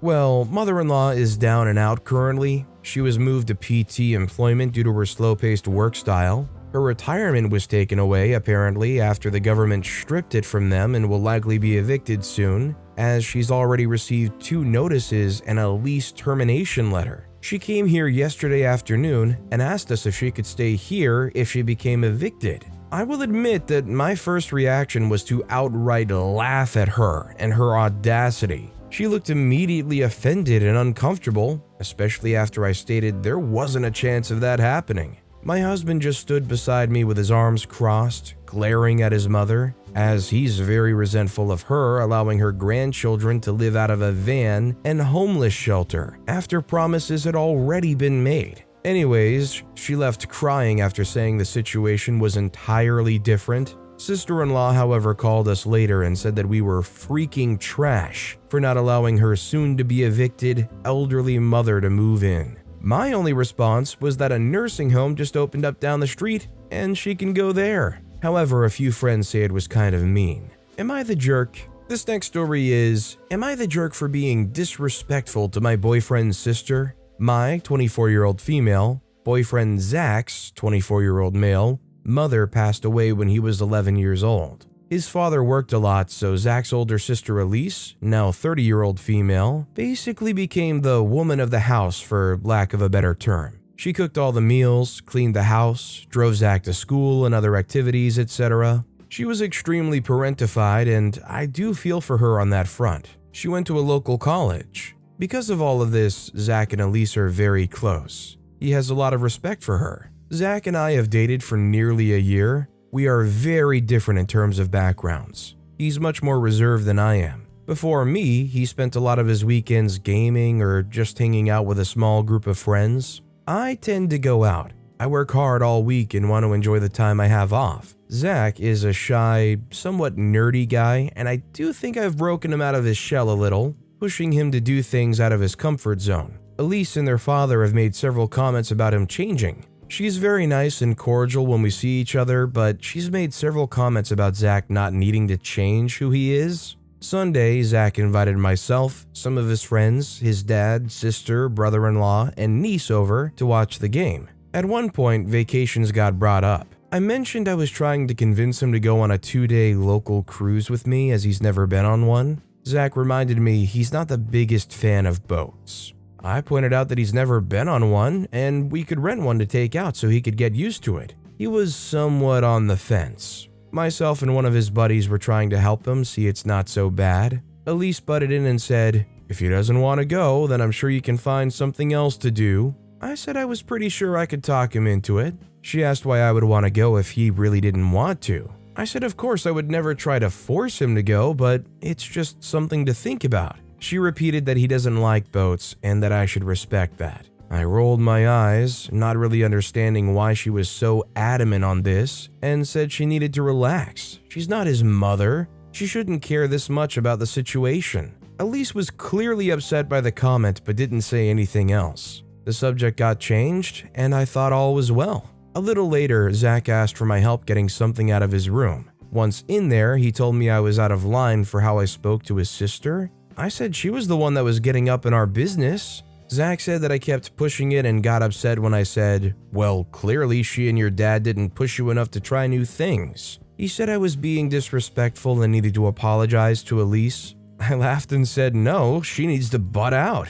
Zach finally asked me to leave. I did, aggravated. I really thought my friends would be on my side, but they said I crossed a line. Am I the jerk? I mean, I think Zach's honestly just in the right here, and I don't think people necessarily have to be broken out of a shell. Our next story is, am I the jerk for making homemade food for everyone except my brother's stepdaughter? I, 27-year-old female, am not a professional chef, but I have taken a bunch of cooking classes and love making elaborate meals for friends and family. About 2 years ago, my brother Greg, 25-year-old male, married Cheryl, 34-year-old female. Cheryl has a daughter from a previous relationship, Becca, 9-year-old female, who has several health conditions, including celiac and a severe dairy allergy that requires her to carry an EpiPen. Last weekend, I hosted a dinner at my house for my parents' wedding anniversary. I made a fancy 5-course dinner, and in addition to my parents, I invited 4 close family friends, Greg, Cheryl, and Becca, and my sister,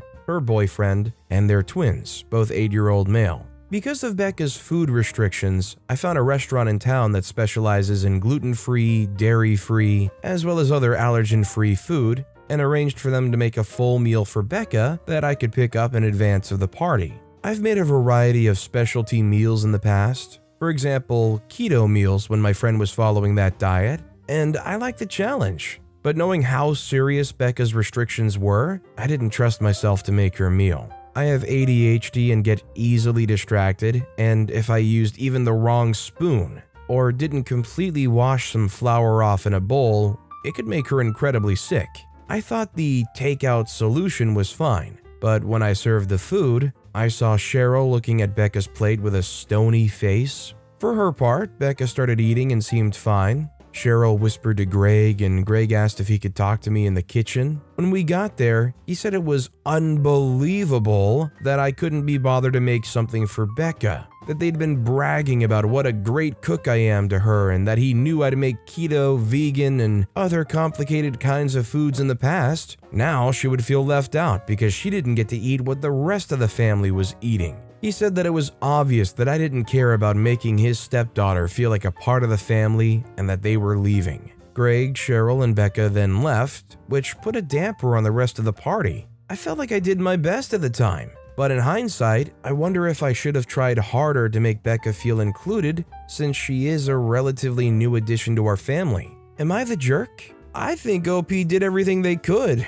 Did Greg not want to hear OP out when they said that they were honestly afraid of messing up the food? Was OP supposed to come up with a dish that everybody was going to eat that fits specifically Becca's allergy restrictions? OP was being incredibly considerate. This next story is, am I the jerk for returning my daughter's Christmas present? I, 42-year-old female, have 3 daughters, ages 11, twins, and 16. My ex-husband is no longer around to spoil them like he usually does. The divorce finalized exactly 1 year ago. Since then, he's changed his number and hasn't even bothered to call our daughters, and I, as a nurse working long hours, is doing my best to provide for 3 girls. I'm still doing everything I can to find him because he hasn't been paying lately, and I've been very busy anyway. I asked the girls what they wanted for Christmas. My 11-year-olds wanted a Nintendo Switch with the latest Pokemon game, and my 16-year-old wants the iPad Pro with the pencil. I do the best I can for my daughters, but unfortunately, I have a limited budget and I told them this. I told my daughter that it would be extremely difficult to get an iPad Pro, but I'll do the best I can. At that point, it seemed like we came to an understanding. My intended budget for Christmas shopping was $500. And since I couldn't afford the iPad she wanted, I got her a Samsung tablet for $160, so I had to stretch it thin to make sure everyone gets presents. Fast forward Christmas Day, and when the girls opened their gifts, the twins were happy to get their Switch and 2 Pokemon games. My oldest 16 threw a fit that it wasn't the iPad Pro that she wanted. I told her that I couldn't afford an $800 tablet, so I got her a very good brand tablet instead. She started yelling at me and calling me the worst mom ever and how she misses dad. I told her that if she misses her father so much, call him, knowing that at this point that phone number is disconnected. I told her that she needs to understand that her father isn't around anymore, and I have to take care of her and her sisters on my own, and money is very scarce. I can only do so much. If this is the attitude I get for making sure she gets something for Christmas, I'll return the tablet. She's old enough to get a job anyway. My daughter burst into tears and ran to her room. We haven't spoken much since the incident. The next day, I returned the tablet to the store, and that was the end of it. Despite my oldest acting like a complete spoiled brat on Christmas, I felt like I should have been more understanding of her situation as her father and I recently divorced. And it must have been harder for her and her sisters, especially since dad disappeared. Am I the jerk? I'm sorry, but 100%. If you miss your father so much, call him. Knowing the number's disconnected?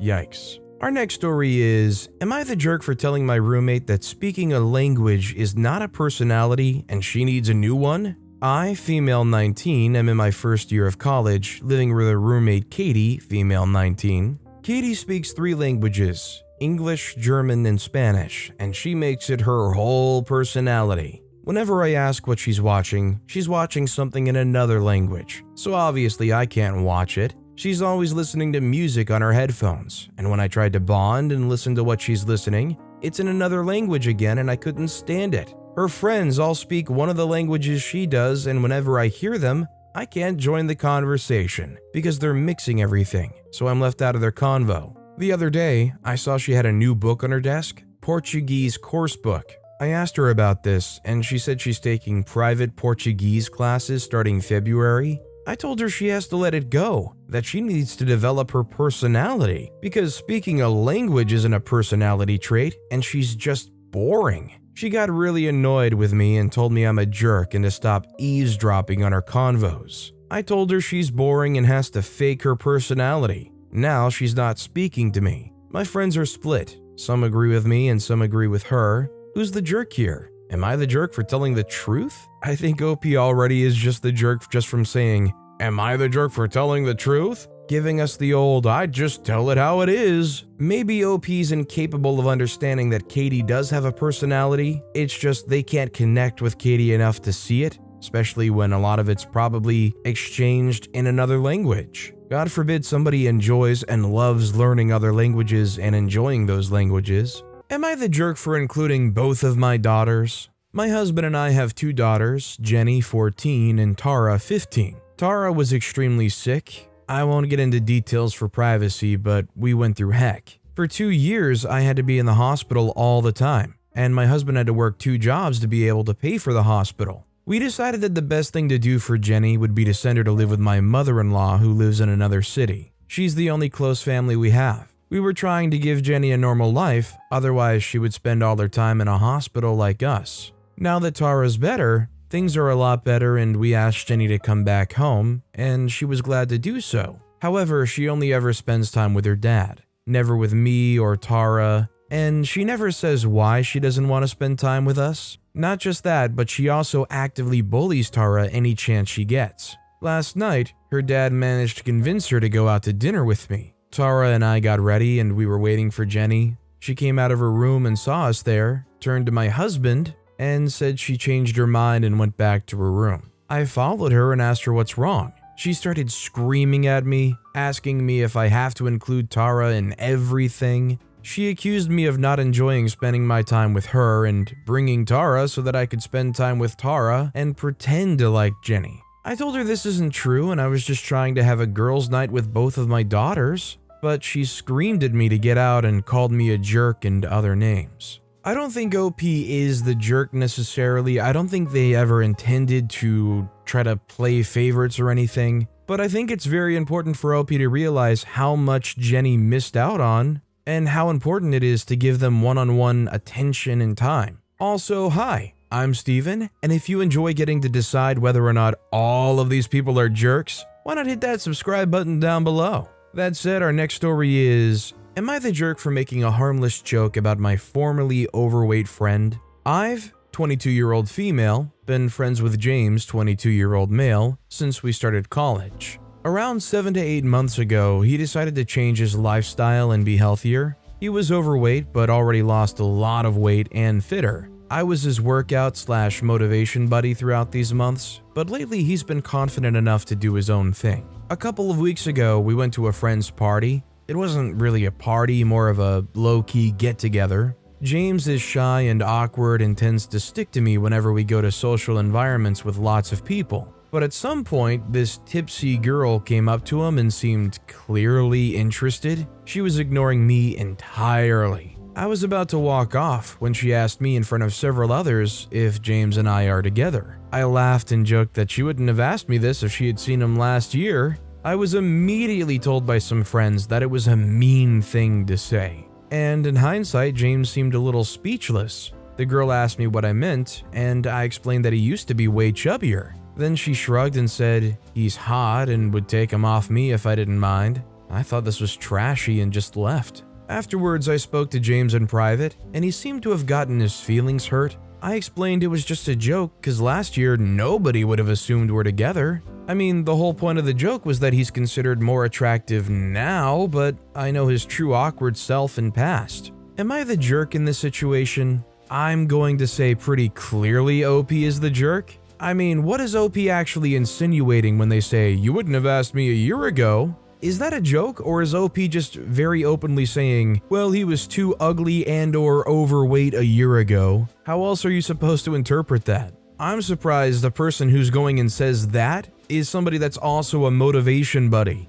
Our next story is, am I the jerk for letting my father cause a huge scene at my engagement party and embarrassing my future mother-in-law? My father has many faults. I'm well aware of these and therefore tend to keep our interactions private. I still love him and I've developed a system to keep him from messing me over. When my fiance asked me to marry him, I said yes, and then I went and privately told my dad about it. We had a nice dinner with my fiance and that was that. My future mother-in-law wanted to have an engagement party. I was fine with it. I just requested that she not invite my father. I explained that we had a strained relationship and that I preferred to keep him at a distance. She agreed. I guess she thought she knew better than me. She wanted to fix our relationship, and the first step was inviting him to her home for a party with alcohol. When I met my dad for dinner, I specifically chose a restaurant that didn't have a liquor license, and we went right after work. His car has a breathalyzer built in to make it start.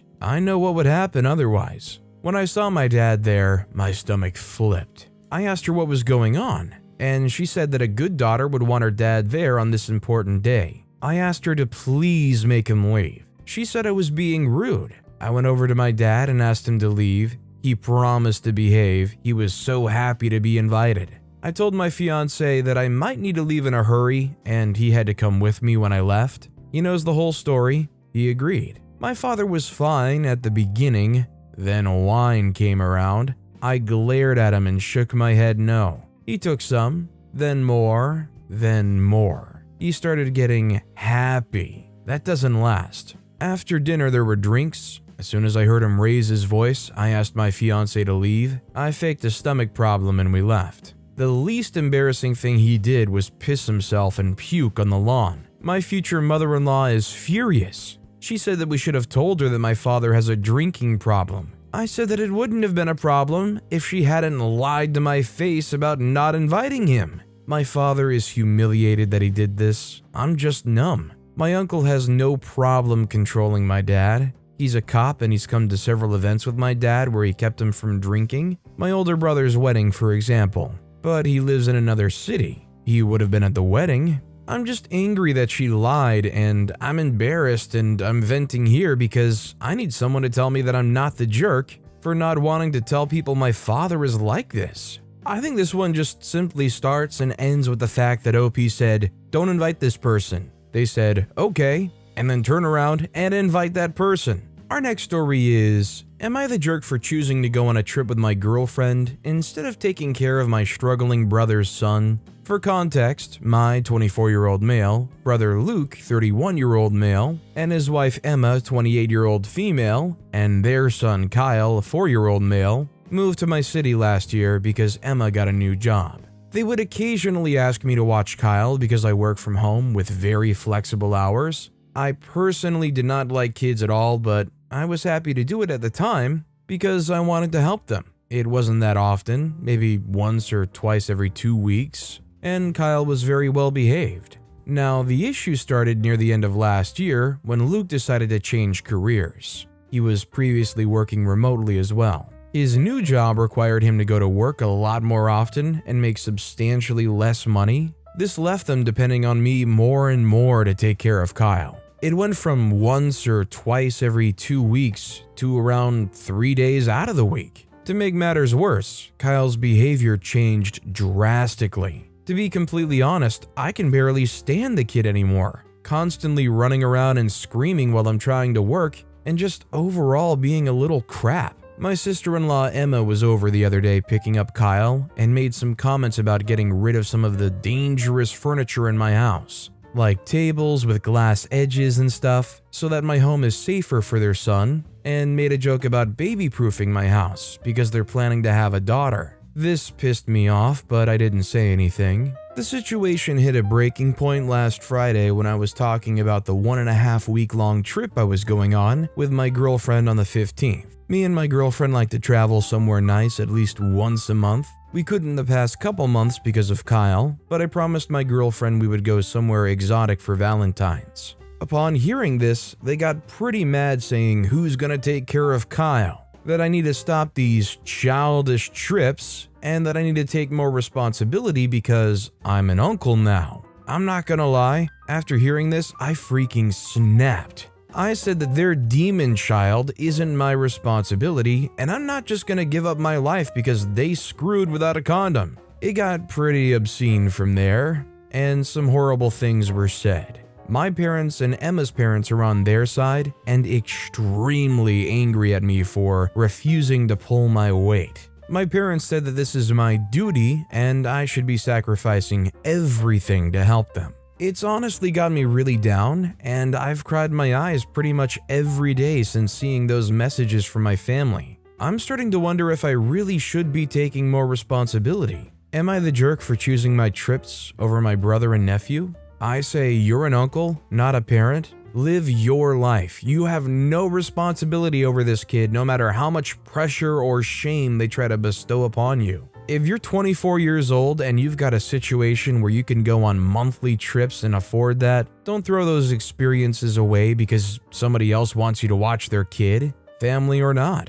Our next story is, am I the jerk for leaving my boyfriend and his friends behind after agreeing to be the designated driver? My 33-year-old female, boyfriend 33-year-old male of 4 years is a big football fan, and he has a tradition of meeting up with his high school friends at a bar for Super Bowl every year. It's often the only time in a year he gets to see some of these friends because they're busy with their families and life. I don't like football, so I'm happy to be able to drop him off somewhere, have an evening to myself, and pick him up when he's ready to come home. He tends to go hard with the alcohol when he's out with this group. Last night, my boyfriend texted me that he was almost ready to be picked up, so I headed to the bar. He wasn't as ready as he made it seem, so I ended up going in and sitting down with them while everyone finished their round of drinks. He was pretty drunk, and he started getting handsy in a way that I wasn't comfortable with out in public, so I politely asked him to stop.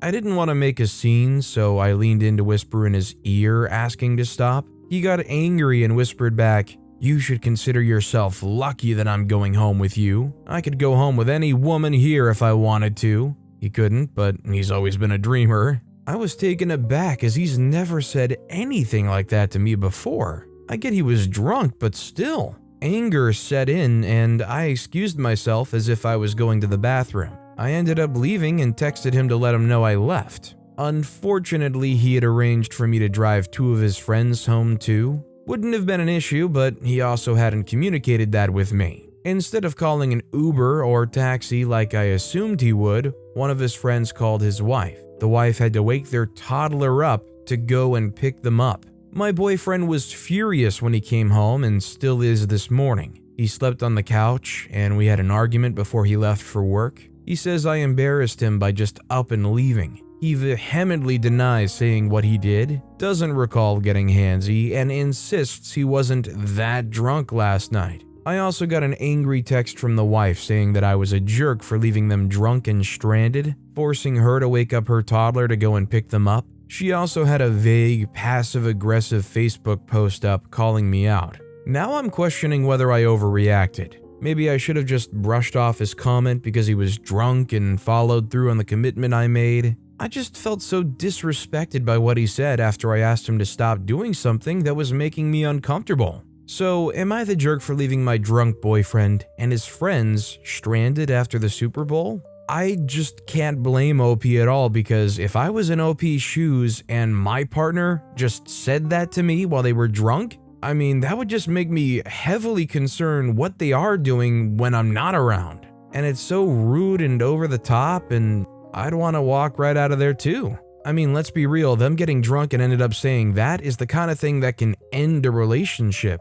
This next story is, am I the jerk for screwing up my boyfriend's interview by not doing his laundry on purpose? To keep this story short, my 25-year-old female, boyfriend 26-year-old male, had a big interview on Friday that could jumpstart his career. He's been planning for it for about 3 weeks. Usually I do all the laundry and take care of our flat in terms of cleaning. On Wednesday, he told me he wanted to wear a very specific blazer and it was in the bin to be washed. I usually do the laundry on the weekends because I'm a full-time uni student, plus I work part-time. So during the week, it's hard to make time to go to the laundromat. I told him I would do it Thursday night though, and he said okay. Mind you, he hasn't been working since he just graduated school in the fall semester, so since the end of December. His parents help him pay the rent until he gets a job. Anyway, Thursday rolls around and I get home from class and he's just playing a video game. And he immediately asks me when I'm going to do laundry since he's very nervous and wants it to go perfectly. I'm so tired from school because I had an exam he didn't even ask me about, so I feel irritated and say I'm going to do it later, but I'm going to nap first.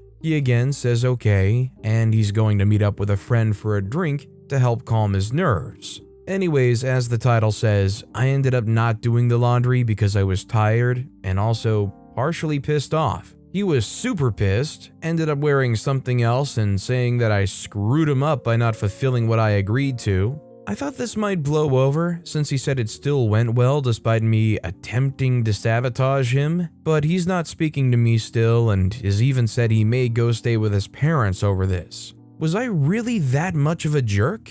Very, very small yes, only because you did make the agreement. But let's be real, I think almost everybody is looking at this and saying, this guy was sitting around playing video games, going out for a drink, couldn't sacrifice any of that leisure time to do the things that he's particularly worried about if it's getting close. This next story is, am I the jerk because I sent an autistic guy into a panic attack by telling him exactly how my dad died because he kept asking me about it?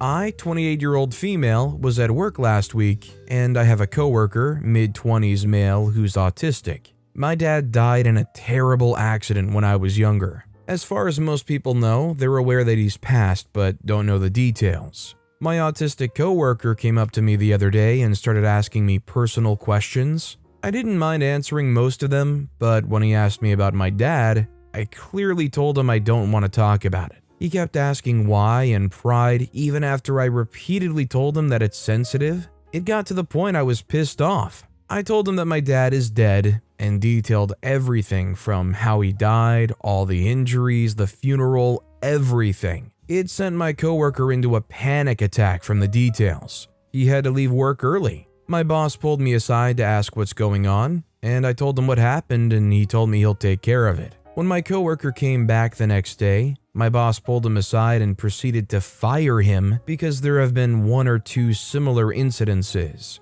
People were trying to pry and say that I was a jerk because he's autistic. I responded that there's a difference between an excuse and an explanation, and they're using his disability as an excuse. Am I the jerk? I don't think OP is necessarily the jerk for just informing them, but can the boss do that? Are they allowed to fire somebody because of things relating to their disability? Our next story is, am I the jerk for giving my stay-at-home wife a written performance review with suggested areas needing improvement? I, 33-year-old male, share one child, 6-year-old female, with my wife, 36-year-old female. She has another daughter, 13-year-old female, that lives with us full-time. We also have custody of our niece, 15-year-old female. The teens are each other's best friends. They share a large bedroom which was done at their request. The dynamic here is pretty much mom and youngest against the teens, with me being the referee between everyone.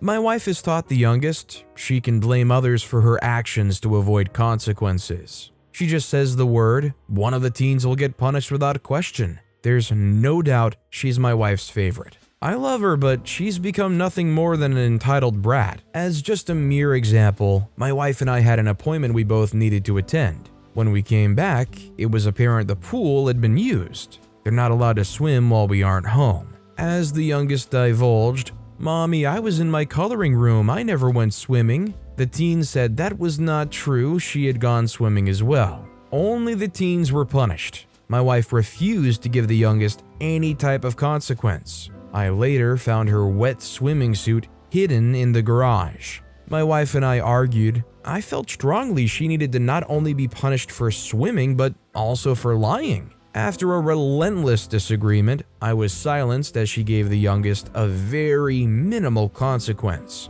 The lying, blaming, and favoritism ultimately caused the teens to act out, understandably. Most of their consequences are done by giving more chores. Specifically the chores the 6-year-old has. Or as recent, they were removed from their music lessons as a consequence. I believe they're so frustrated they don't even care when they verbally attack their mother after her unfair treatment towards them. After all, they already get blamed and punished for things they didn't even do. From my perspective, lashing out gives them a release. We have had countless tiring arguments. She'd either not see her faults, or we'd agree to do this and that, but it was never actually done. I decided to write her a performance review as a stay-at-home mom. Her areas in need of improvement, well, it was a lot. But I touched on how she needs to listen better, stop being biased, be fair in all of her decisions, stop making rash decisions without taking all 3 kids into consideration. I recommended her to give each child the same amount of one-on-one alone time to speak or just be with one another. So it wouldn't be an entirely slap to her face. I gave her accolades on her strong points for other areas aside from parenting. I guess I felt this would work best because I could organize my thoughts on paper without her interjecting. However, it quickly backfired in my face. She was quiet the first hour after I handed it to her. Then she completely exploded on me. Said if we're going to do this type of crap, she'll get a private bank account and take half my paycheck every week. She further said the review was abusive and a manipulative sexist move. Am I the jerk? I think writing as a way of getting your thoughts out is a very valid thing, but doing it in the way of like a report card is just kind of demeaning and not the way to go about it. If writing your thoughts out is what helps you get them out clearly and everything that might be rattling around in your mind out, that's great, but don't make it like some grade that you give to your wife and you go, well, you failed this month. That's not much of a partnership. I think writing it out is a great thing, and you can still even have the paper, but you have to do it in like an actual face-to-face way. Whether you have to say to her, I'm not very good saying it out loud or off the cuff, so I wrote down my thoughts. This is what I think and where I think we both could work towards improving. That would be great. Our next story is, am I the jerk for not supporting my friend who's not getting child support? My male, 28, and female, 29, friends have been on and off for a few years. They've been friends with benefits for a while now. They used protection and she was on birth control. Recently, F was worried that she was late on her period. Waited for a few days, got the pregnancy test, and turned out she was pregnant. Both of them freaked out and together decided to not have the baby. A few days later, she changed her mind. She wanted to keep the baby. He didn't. He said he communicated this from the very beginning. Now she's pressurizing him to be a father or at least pay child support because she can't afford to take care of the baby on her own. And her parents are back home, so she's alone here. Plus, they're not super rich. He apparently made her sign a waiver years ago that if this happened, he won't be responsible for the baby in any way. It's a legal document. She forgot about this. Now she and our other mutual friends are emotionally guilting him to discard the contract and help her out anyway. They've been calling him heartless and cold. He offered to pay for ending the pregnancy, but nothing more than that. She went emotional and crazy and started making social media posts about how men are all pigs and how her boyfriend, not boyfriend, a freak buddy, is dumping her when she got pregnant to get sympathy and getting him involved in the child's life. He got nasty reactions from people online and IRL and is super pissed. He also retracted his offer for paying for ending the pregnancy. She's been asking me to convince him to change his mind because we're friends. I said no because it's none of my business. She took it as me not supporting her. Now somehow I also became the bad guy. So am I the jerk? I was following the story along and I was prepared to deliver a verdict on whether or not the male friend was a jerk or not. And then OP swoops in at the very end and is somehow being accused of being a jerk because they don't want to get involved in a situation that doesn't involve them. I think neither OP nor the guy are jerks. I mean, he clearly got that legal document for a reason. It's like somebody goes and gets car insurance, they get T-boned, and then after the fact the insurance is like, well, come on, you can still pay for it, right? Our next story is, would I be the jerk for requesting a child be removed from my class due to his parents? I'm an art teacher at a school in a small town. Recently, I welcomed a new student to the class. He had previously been homeschooled but had begged his parents to let him go to normal school with his friends. He's a great kid. He's already fit in right with the class and he does really great work. My only issue with him has been that he does not ask to leave the classroom. If he needs a bathroom, he just leaves. I'm not the strict, everything needs to be my way kind of teacher, but administration has a very strict policy for students outside of classrooms during class periods. I asked his parents to come in so we could discuss it,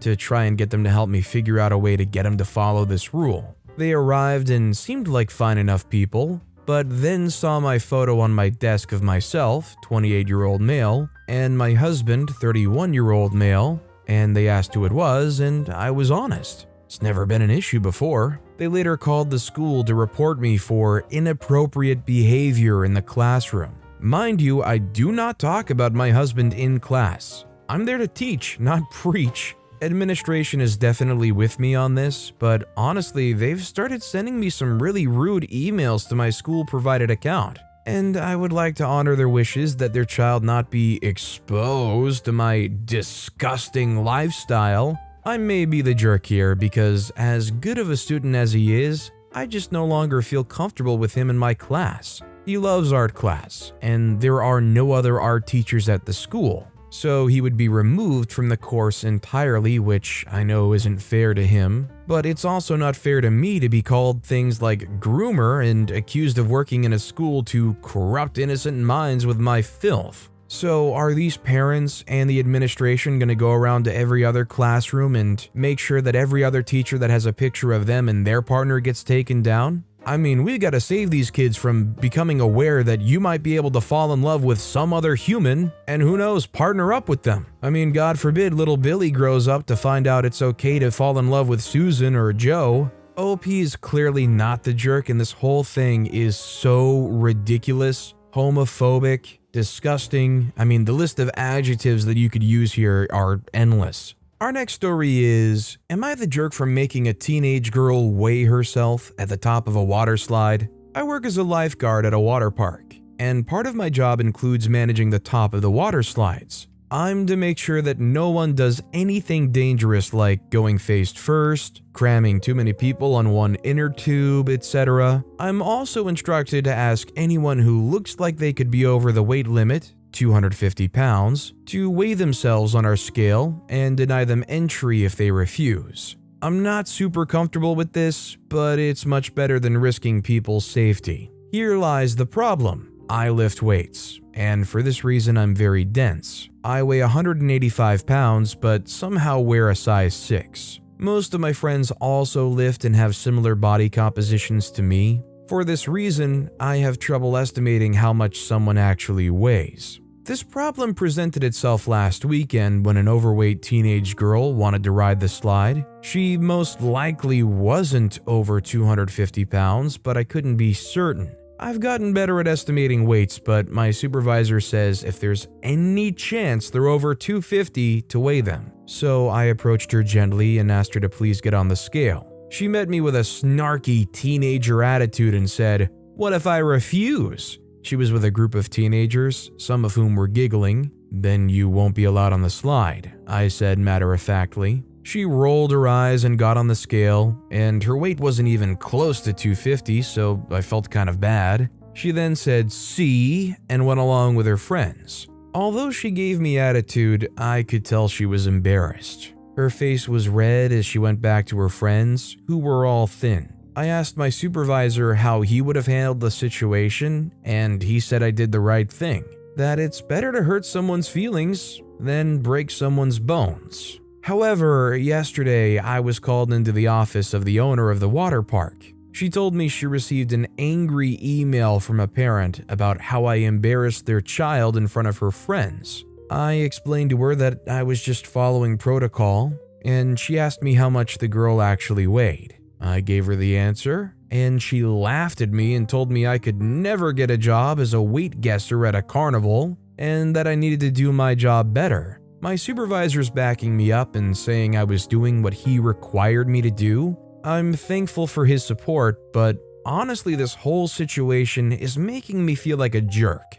I know teenage girls are a particularly vulnerable population, as I was a teenage girl not too long ago, and I could have possibly handled that situation with more care. But at the same time, safety is my first priority. Does that make me the jerk? I think the simple answer here is OP was just doing their job and they were unsure. Their job description and their training says if you're unsure, weigh the person. That's what the scale's there for. And honestly, when you're standing there, time is of the essence because everybody in this line wants to get on and go. You don't have much time to stand there and dictate, oh, are they 250? Are they not 250? You hearken back to what the supervisor says in your training. Better to hurt someone's feelings than break someone's bones. It's not like any of this was being done intentionally to shame somebody. Am I the jerk for not going to my sister's wedding because of what she did to our cousin? I'm 26-year-old male, very close to my cousin Lily, 24-year-old female. We have a lot in common and always hang out, but 3 years ago, Lily was engaged to a man named Josh. Lily was all happy and planned the wedding till she found Josh and my twin sister Rose in bed together. Lily cut both off and moved out of state. Now my sister and Josh are getting married. I was invited, but I refused to go because of what they did to Lily. My mom told me that it was years ago and how Lily moved on. Well, if you count trust issues and therapy, moving on. I told my mom that I don't care if it was years ago. They betrayed Lily to the point that she moved away. I also told my mom that I'm on Lily's side. Now my family's calling me and blowing up my phone to tell me to move on because Rose is my twin sister. She wants me at her wedding since she's my only sister. But am I in the wrong? I don't blame OP for this, and honestly, it's kind of impressive because a lot of people would be, whether they feel it was right or wrong, willing to look past it and move on. And also, let's just be honest, you're not obligated to go to any wedding, regardless of how that might make people feel. OP's not in the wrong here, right? Also, hi, I'm Steven, and if you enjoy getting to decide whether or not all of these people are jerks, why not hit that subscribe button down below? That said, our next story is, am I the jerk for not wanting my stepdaughter to have my mother's engagement ring? I have a bit of a dilemma. I'm 27-year-old female. My grandmother died 4 years ago. When she got engaged to my grandfather, he gave her a 21-karat gold ring with diamonds and a ruby in the center. That ring was eventually passed to my dad when he was ready to propose to my mom. As far as I know, she never took the ring off, and the ring was returned to my dad when my mom passed. Recently, me and my partner of 3 years have been talking about getting engaged. I asked my dad about the ring, and he agreed if I ever got engaged, I would inherit the ring. Well, last night, I told my boyfriend about the ring and how it was passed on. He said his daughter, who's from a previous relationship, would love to inherit it eventually. I explained that she wouldn't be getting the ring since she's not my daughter. That if my baby, 11 months, wants it when she's older, then she will inherit it. This caused a massive argument, in which my partner called me a witch and said I was treating his daughter differently because she's not blood. Things might be different if I actually had a relationship with her, but I don't. I've only met her once in person and honestly don't know her that well. She has no attachment to the ring, but my daughter will since it'll be her grandmother's and great-grandmother's ring. I made a point of saying to him if he proposed to me with it, I'd return it to my dad for safekeeping. So, am I the jerk? I would say definitely not the jerk, mainly because OP said they don't even have a relationship with the stepdaughter. Also, this guy just called you a witch to your face like that? That seems like a red flag to me.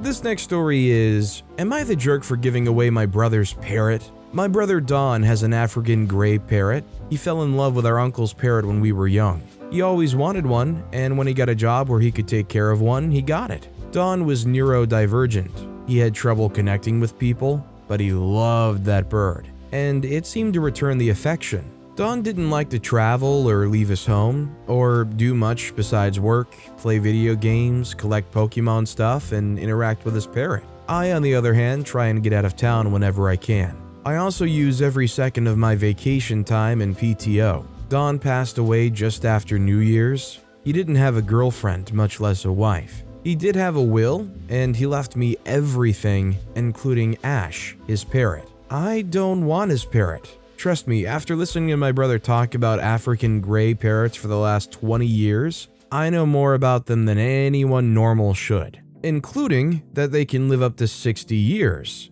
That would have been great for Dawn. I, on the other hand, am not planning on taking care of any human children I have for 60 years. I talked to my parents to see if they would take him. They said their condo doesn't allow pets. I checked with the rest of our family and nobody wanted to make that commitment. I contacted a local bird rescue, but they only take wild raptors. I tried the zoo, they don't accept birds. I guess there's a chance of diseases or something? My brother loved this bird, so I wasn't going to do anything stupid with it. Ash was actually growing on me. I was considering keeping him. Lucky for me and Ash, my uncle finally got back to me. His parrot had died a couple of years ago, and since he's in his late 40s, he didn't adopt a new one. I gladly invited him over to see if he liked Ash. He told me that he and his old bird had met Ash, and had even been over to Don's house for a playdate before. It was excellent. My uncle knows more about them than my brother did, and now I have that information stuck in my head. Ash went to live with my uncle.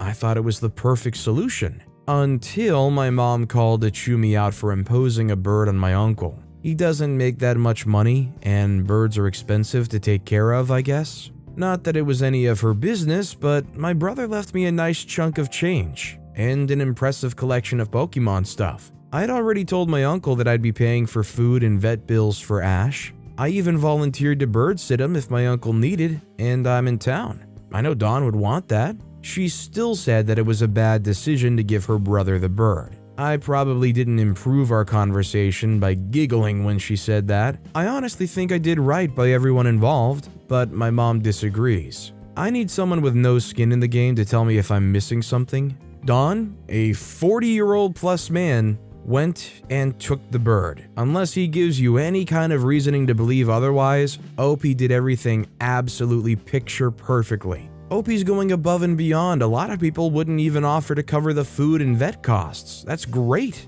Our next story is, would I be the jerk if I filed another noise complaint about my neighbor's very loud toddler? I'm really torn about this. I, female 33, work fully remote and am a bit of a homebody, so I'm usually in my apartment most of the time either working or living my life as one does. Several months back, we had a family move in across the hall from us with a little girl around 2 or 3 years old. They moved in over the course of 2 weeknights, so lots of banging and shout-talking in the halls between 10 to 12 at night, so not a good first impression for both myself and my roommate. Over the months they've been here, their little one has proven to be extremely vocal. While working, she'll often scream bloody murder at the top of her lungs, loud enough that it feels like she's standing directly in my apartment. I've had people on calls with me while I'm wearing headphones ask who's screeching in the background, and I have to apologize and state that it's my neighbor's child. Even at night, I'll hear her screaming all the way in my bedroom, which is the farthest room in my apartment from the front door. It's not so much "I'm scared" screaming that would warrant a different call or "Yay, I'm a toddler having fun" screaming. It's more "I'm throwing a tantrum" screaming. And there are some days where it's near constant. I'll be doing laundry on the bottom floor, we're on the top floor, and I can hear her all the way on the first floor just yelling and screaming clear as day. I've called and complained about them to our office. They also shout talk in the hallway to each other when they have visitors, and no carpets in the halls means it echoes and is loud. And I know multiple other neighbors of mine, both on the same floor and downstairs, have called with complaints too. Yesterday, I'd called in with a bad migraine, and even in my room with the door closed, I could hear her going full air raid siren, even until 10 p.m., and that just made my blood boil. It doesn't even sound like her parents try to get her to calm down. I've spoke to my friends with kids about this, and they've told me to just keep it moving because parenting is hard. I'm an aunt to 2 spectacular kids, so I get it. But I don't think I should have to deal with an out-of-control toddler who screams all day and night. My neighbors already have 2 violations for excessive noise, and I believe one more could get them evicted. While the noise is definitely an issue they've been warned about multiple times by management, I should add that they don't speak English or I would have talked to them myself, and interferes with both my work and downtime, I can't help but feel immensely guilty knowing I may get a little girl and her family evicted. But even as I write this post, she is banshee shrieking and has been on and off for close to half an hour. Would I be the jerk if I filed another noise complaint, even though it may result in a family getting evicted? By the time I finished the story, I'd already forgotten that OP said in the first paragraph this kid is 2 or 3 years old. By the end, I was back to assuming this was like a newborn baby that kept wailing or screaming. But this kid has a at least somewhat functioning brain. Everybody deserves some level of peace and comfort in their own home. I feel for OP because you don't want to have that guilty conscience of feeling like you're trying to throw these people with their young kid out. But at some point, enough is enough, right? Our next story is, am I the jerk for not picking my girlfriend's daughter up from an event? I'm 37, and I've been in a relationship with a mid-40s woman. Amy, she doesn't want me to tell her specific age, which I don't mind, for about a year. She has a 17-year-old daughter I'll call Jess. Over the weekend, Jess had a school event and had asked me for a ride in advance. I didn't mind in the slightest. I drove her over to the school, and we had a nice chat in the car. When she got out though, a bunch of her friends were there and she waved to me and shouted, "Later, creepy stepdad," with a huge smile. I think it was a joke to her friends. They laughed and I stared awkwardly for a few seconds. Then Jess said, "Go, go," literally shooing me away. I drove home thinking whatever, but over time it really started to grate on me. I know that she wanted to just show off for them, but I didn't want to be stuck in a car with a girl who considered me creepy in any way. I shot her a text around that time that she would have to find another way to get home.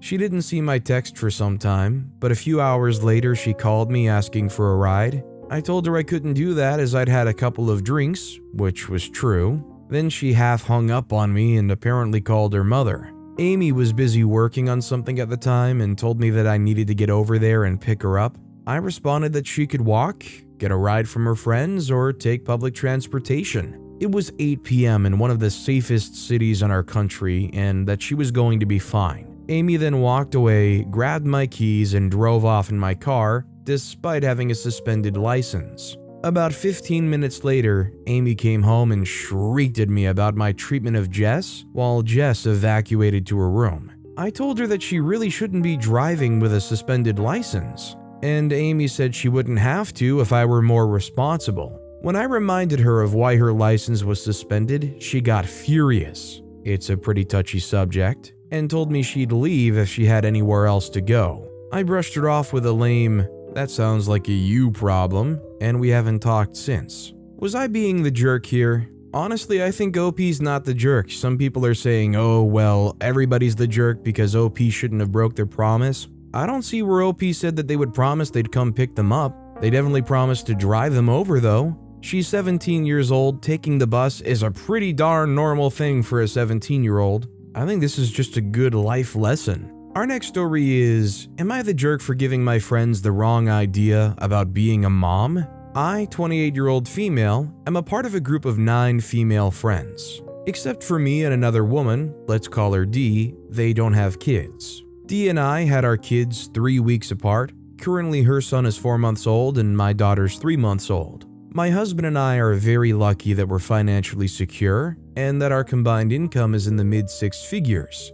Dee and her husband are not, and most of our other friends are not as well. Now that I'm back at work, I decided that it was also a time to get back to a routine somewhat close to my old one. I didn't want to be the kind of woman who only defines herself as a mother, and there's nothing wrong with that, and like I said, I have the means to help with that. We hired an au pair, and it's been life-changing. I still spend a lot of time being a mom, and I love my daughter, but now I get to go to the gym. I'm rested because I don't have to be up with her at night. I can go to brunch with my friends, and last Saturday I even went clubbing. I didn't drink since I breastfeed, but I still had fun with my friends. On the other hand, Dee is exhausted, has not had the time to go out with us, very understandable. So we made sure to go visit her, and the one time she agreed to go to brunch, we made sure to choose a child-friendly restaurant. After seeing some photos we posted on social media of us enjoying the club, she sent a text in the group chat asking why we didn't invite her.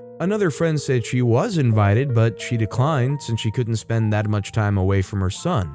Then Dee said that we should have done what she suggested instead, which was to have a nice dinner at a family-friendly restaurant. Then just spend a couple of hours at home chatting. The same friend replied that we did that last weekend and that they wanted to have fun. Dee said that it wasn't fair that she was being excluded for being a mom, but the same friend replied that she wasn't and that she was being dramatic.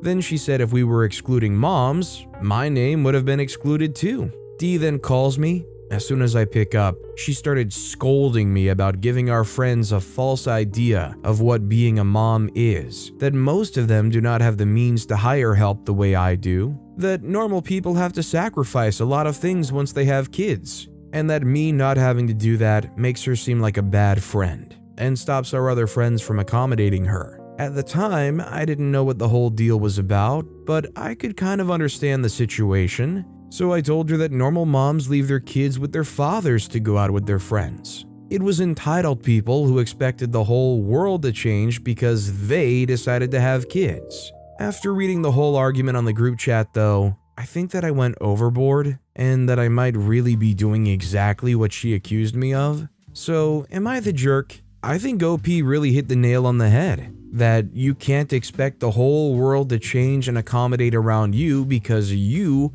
went and had kids and are now less available. And I would say personally, I think in a friend group, majority decision really is what should be the ruling factor. I think no matter what, in a friend group, you're always going to have a hard time if you're limiting yourselves to merely events where every single person can only show up. That's how you end up only having a once a month get together, because we gotta do something that accommodates everybody at the exact same time. Our next story is, am I the jerk for asking my stepkid to be nice to my own kids? So I, 34-year-old female, got married a year ago to who we'll call Ryan, 44-year-old male. Ryan and I were together for 2 years prior to getting married. We both knew about each other's children. I have a pair of twins and an older child, 5-year-old male and female and an 8-year-old male, and he has 2 kids, one living with their mother, 15-year-old male, and one living with us, 14-year-old female, who we'll call Anna. Anna came to live with us because she no longer wanted to deal with her mother.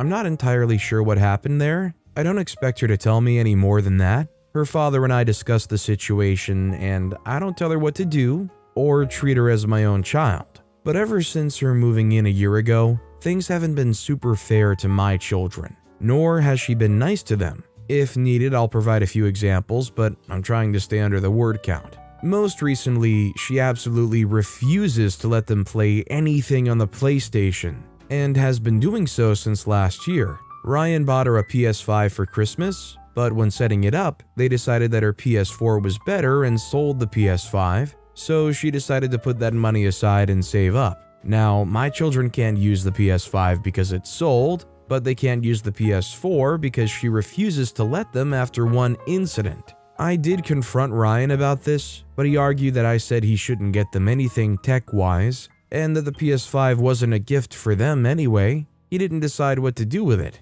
I accepted that argument. Now, I've been asking her to be nice and let my kids have a turn on the PS4 when she's not using it, which she doesn't do much. She only plays for an hour after school on Wednesdays, weekends, and whenever she has a friend over. She said no time and time again. A few of those times, her reasoning changed from, "What if it happens again?" to "My PlayStation's in my room. I don't want them in there," to "If they really want to play, you should buy them their own." And while that sounds like a great solution, I don't see the point in buying a whole new one when there's already one they can use. So I asked her father about it, and he said that I need her permission since it was a gift to her, and her things aren't his to have a say over. So after trying time and time again, I gave up. But then she and her girlfriend went out yesterday to get coffee and buy some books. She wasn't here, so I thought it would be fine to let my kids play, since they couldn't bother her since she wasn't even in her room. And my kid swore he wouldn't do what he did last time. It was going great until 4 p.m., and I heard my kids crying as well as screaming. I went upstairs to check, and sure enough, Anna threw them out and was yelling at them. I told her to talk to them calmly, and then she screamed at me as well. Nothing happened this time and nothing was broken. I personally think she overreacted, but Ryan still hasn't talked to me and neither has Anna. My friends agree with me though, but now I'm not so sure. Am I the jerk? I just don't understand why it's so hard for OP to accept, whether they use it 5 minutes a day, whether they don't even use it, that it's Anna's property and she doesn't want them messing with it. Anna's not your kid, you don't treat them like your kid. Stop trying to give her stuff away. Get your kids their own PS4, especially going way too far by letting them into her room. It's a very violating feeling. This next story is, would I be the jerk if I, 26-year-old female, pull my money out of my friend, 27-year-old female's business if she starts selling shameful items like condoms and lube? I helped my friend start a somewhat successful nighttime/odd hours grocery delivery business around some universities in my country. I managed the business for the first 6 months, personally delivered groceries at odd hours, and gave her around 80% of the starting capital to get it going. I have no ownership stake in the business. I don't expect anything from her, and I did all of this as a favor to her. Some people do know that I helped her. Recently, she told me that there's demand for ashamed items like condoms, lube, adult entertainment, toys, etc. in our city, which can't be bought easily, and they were planning on starting to deliver those items discreetly. I don't like that. I'm unmarried and I don't want my name being dragged into those kinds of shameful things. My parents have started looking into marriage proposals for me, so I don't want my name being dirtied at this time. Even if my name wasn't being dragged into those kinds of things, I would still be very uncomfortable with just my money being used to deal with those kinds of things. I immediately said no to her, but she didn't seem happy about it and wants me to reconsider. This is all very new for me, as I didn't think she would consider selling them. It's made me see her in a different light, and I don't think I can continue to support her with a clear conscience. I'm tempted to ask my money back, but I feel like it'll be a bad move. My initial amount is still worth about half of the company's current capital. She's also planning to pursue a master's in the USA next year, and she's using the money from this business to show financial for the visa. If I ask for my money back, it might be a setback to her. I really don't want to do that, but I cannot continue supporting her in good faith. I know that if I ask for my money, it might be the end of my friendship. So I think this very obviously takes place in a country where having those kinds of things are, I guess, very shameful. I guess, your name and reputation and being attached to those things would be horrendous, I suppose. But I'm not gonna lie, that kind of makes the business more enticing in my opinion, because you know what? You're probably gonna start getting some mad sales doing that. I don't know if OP wants to have their name attached to a thriving business or not, but feel free to pull out if you're that concerned. Our next story is, would I be the jerk if I turned my friend in for cheating? My friend, 23-year-old female, and I, 24-year-old female, are roommates and also classmates. Over the past year, I've watched her become increasingly lazy and irresponsible, to the point I don't want to live with her anymore. When we first moved in together, she was pretty laid back like me. Lately, she's constantly having guests over and letting them stay over late into the night when she knows I'm in bed by 9 or 10 and up at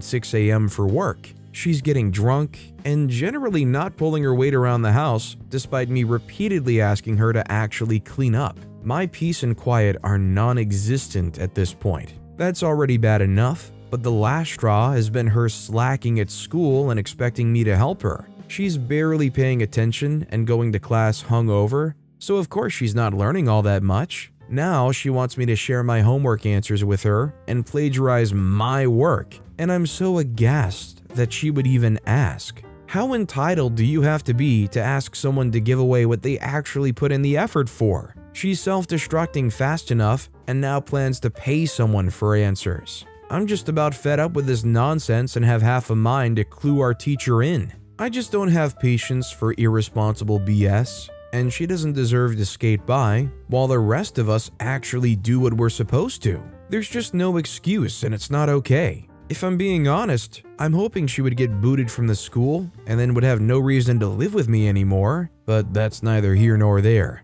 She doesn't deserve to be in class if she's not committed to it. Would I be the jerk? Should I just let her suffer the consequences whenever they do finally catch up to her? I would say OP's not the jerk, especially if maybe they had let them copy anything in the past. I've heard stories where somebody's in a similar situation and they say, no, you can't copy my work. So they go and they steal their work, turn it in anyways plagiarized, and the original person who actually did the work turns it in later, and they're accused of plagiarism. If anything, it might save OP from being implicated in some way or form. Our next story is, am I the jerk for telling my dad's wife to drop dead in front of her friends and family? My 17-year-old female mom died a little over a year ago. I was living with her full-time before she passed. She left me a lot of money and her house. Since the house was just going to stay empty until I was done with college, my aunt on my mom's side and I talked about it.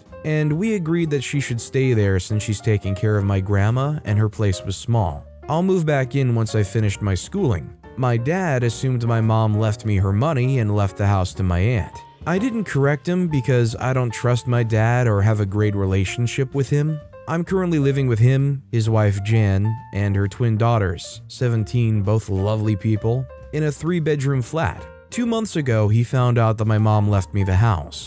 I'm not sure how he found out, but he did. Since then, I haven't heard the end of it. I'm selfish for making us all stay in a tiny flat. I'm spoiled because I won't share my inheritance. I'm a terrible person for making the twins take out loans. You get the gist. This weekend was the twins' birthday at my grandma's house. Most of my dad's family was there. We get along great usually, his wife's family, and some of both of their friends there along with the twins' friends. After they were done opening my present to them, they asked me if that was really it. I got them matching bracelets with their birthstones, which they both loved by the way. It got quiet, and I asked them what else they were expecting. They said Jan said that I was planning on surprising them on their birthday by telling them we were moving into my mom's house and helping them with college. My grandma asked Jan if this was true, and Jan started in on me again. She asked what she could do to make me stop being a witch, pull my weight, help out, and be fair.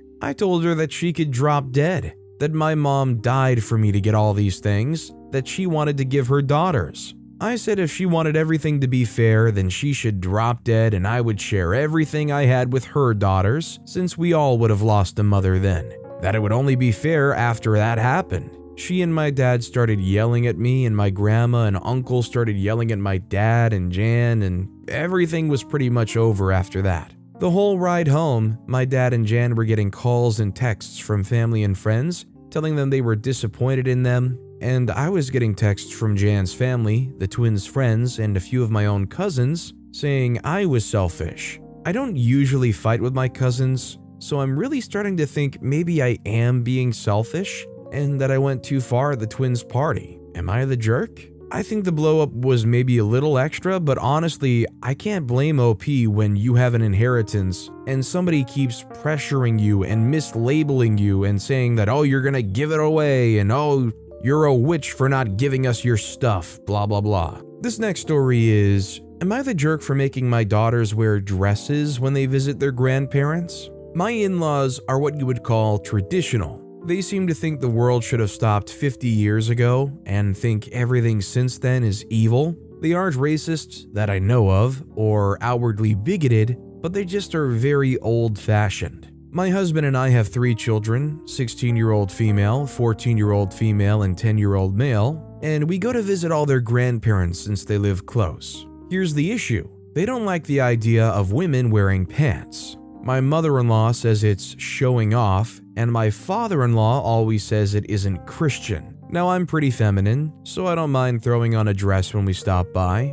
but our daughters are not. They don't like visiting my husband's parents, which breaks his heart because we make them put on a dress before they go. They're both pretty tomboyish, and they never wear any dresses otherwise. I had to buy each of them a few dresses specifically so they can go. To be clear, it's not like they aren't allowed over if they wear pants, it's just they won't shut up the entire time about how much they hate it. Our daughters hate this and think it's unfair. I guess it is, but in a lot of cultures, women only wear skirts and dresses, so I don't think it's a big deal. Plus, it isn't like it hurts them to wear a dress a few times a week for a few hours. The issue is our oldest is planning to never speak to her grandparents again after she's 18, and I'm worried it's affecting them. You literally just said in the last sentence she's planning on never speaking to them again after she's 18, and you say you're worried it's affecting them? Yeah, I think maybe a little bit. Why can't they wear shorts? Shorts are comfy and easy to wear. What is so crazy about that? This next story is, am I the jerk for telling my sister she's poor because she's lazy? My, female 27, sister, female 28, and I sometimes attend these dinner parties with our old family friends. My sister always loves to insert snarky remarks about my financial status. For example, I once brought a dessert that had saffron in it. I didn't point this out, she did. And she went on a whole tangent about how it must be nice to be able to be privileged enough to afford expensive spices, while most families are struggling to put a meal on the table because of inflation. Today we were at dinner, and she criticized me for washing my hands for too long in the sink because it reflected my privilege of never having to worry about water bills. This was so ridiculous and I lost it. I told her that we grew up in the same middle-class household, and I decided to spend my time working to make myself smarter in school while she was lazy and never valued hard work. So her little privilege argument makes no sense. I said the reason I'm better off than her today is because I built my own career, rather than trying to find the next somewhat rich guy to mooch off of for 3 months and then get dumped by. She was really taken aback and started crying and screaming at me, and I just went home to avoid escalating the situation anymore. Looking back, I guess my comments about her dating habits were uncalled for, but I was tired of having her constantly attack me for literally just existing. Am I the jerk? I think OP's not the jerk. Sometimes the truth hurts. And honestly, I think what OP says here is just good motivation to continue to work hard at whatever it is you're trying to achieve. Also, can I just say, privileged enough to afford expensive spices? She sounds like she's living in the 1500s. Oh, look at you, you can sail on a ship to India to get expensive spices. Would I be the jerk for not inviting my poly friends' partners to my wedding? I, 25-year-old female, am getting married in September. My husband Mike and I are doing a big wedding for 250 guests. I've always dreamed of having a storybook wedding. I asked my friend Marissa, 25-year-old female, to be my maid of honor, and she happily agreed. She's been a huge help to me in every step of planning the wedding. Marissa is in a poly relationship, and she has 3 partners. Greg, 24-year-old male, Brandon, 27-year-old male, and Ace, 22-year-old non-binary. She's been with Greg for 5 years and was the first partner she had. They added Brandon and Ace over the course of their relationship, with Ace being the newest member. They all date each other and seem to be happy. I don't really get it if I'm being honest, but it's not my business. However, the issue came into play when Mike, 32-year-old male, pulled me aside and said while he loves Marissa, he didn't feel like spending the wedding explaining her love life to his family, which I understand. They're very conservative and hardly accept LGBT people as it is, let alone an LGBT poly set. I'd already reserved 4 spots for Marissa and co, but my husband suggested he invite a few coworkers to take the partner's spot, and Marissa could come alone. I didn't want to ruin his big day, so I agreed reluctantly. I know I should have told Marissa from the get-go, but I just couldn't bring myself to do it. So when the invite went out, she called me up immediately asking why she didn't have a +3 invite. I explained to her exactly what I said above, and she just said, "Oh," and hung up. Next thing I know, Brandon is calling me and begging me to reconsider, saying they promise they won't act like they're in a relationship, but they want to be there for me. Except I can hear Greg in the background telling him to tell me to freak off and that I'm a jerk and he doesn't even want to go. I explained to Brandon that I already gave their spots to Mike's coworkers. Brandon says okay, thank you, and hangs up. Marissa texts me the next day saying she isn't coming unless they can go. Mike said he can't uninvite his coworkers now, so it's not his problem. I told him I would add them and pay the costs, and he just said if I want to spend the whole time explaining their relationship to people, then so be it, but he isn't wasting his time doing it and will just send people my way. Our other friends think I'm a jerk, but Mike's friends and a few of my non-mutual friends don't think I am. Just want some more unbiased opinions. It's definitely far from conventional, but I think it's very disappointing to see OP not stand up for their friend and kind of cave into the demands. Is it really that big of a deal? I just failed to see how this would ruin the wedding, and if it has the chance to ruin the wedding, maybe it's worth reconsidering inviting the people who would ruin it, not the people who want to be there to support you who are in a relationship together. Also, hi, I'm Steven, and if you enjoy getting to decide whether or not all of these people are jerks, why not hit that subscribe button down below? That said, our next story is, am I the jerk for holding a grudge against my brother for stealing money from me 16 years ago? I, female 33, have 1 sibling, an older brother Dan, male 36. Dan and I never had the closest relationship even when we were kids. I can't exactly pinpoint why, but it was just the way it was. Our mom was a single mother and our dad was in prison serving a long sentence and only got out when I was 17 and Dan was 20. When we were kids, our mom was working 2 jobs as a housekeeper and as a school lunch lady to make ends meet. We were really broke. As soon as I turned 16, I got a job working in retail to contribute to the household and hopefully save up for university. I was starting to save up quite a sizable amount of money after a year. In that same year, Dan got one of his coworkers pregnant. Shortly after she gave birth, she was hospitalized multiple times with postpartum psychosis and eventually lost all custody of the baby. Dan took custody, and so it was me, our mom, Dan, and the baby in a 2-bedroom flat. It was feeling a bit crowded and cluttered, and Dan vented to me many times about how he needs to get his own place. Dan was really struggling for money. He was working a minimum wage job and had all the baby expenses to worry about. When I was 17, Dan stole my debit card and bank details and withdrew all of my savings, which was around 2,000 British pounds. He put my debit card back in my wallet and then left the house with the baby and moved in with his new girlfriend. I felt so betrayed that he would just take something that I worked so hard for. My mom told me I was forbidden from going to the police about it and told me to just let it go, as Dan is struggling and needed it. When I was old enough to go to university, my dad gave me money to go towards my expenses. I hadn't spoken to Dan since that day, and Dan never attempted to speak to me either. Last week, my mom tried to sneakily get me and Dan to meet up under the guise that we were just getting a normal dinner at a restaurant, and he was in on it. I told him that I don't want to see Dan. Dan told me I need to grow up and I can't hold a grudge over this forever. It was such a long time ago and he was young and desperate and he's still my brother. He said it's only money and I shouldn't be so materialistic. I told him it's the principle of it, that I'm his little sister and he stole something significant from me. He said I'm dramatizing the situation and that he was in a rough patch and surely I could understand why he did it.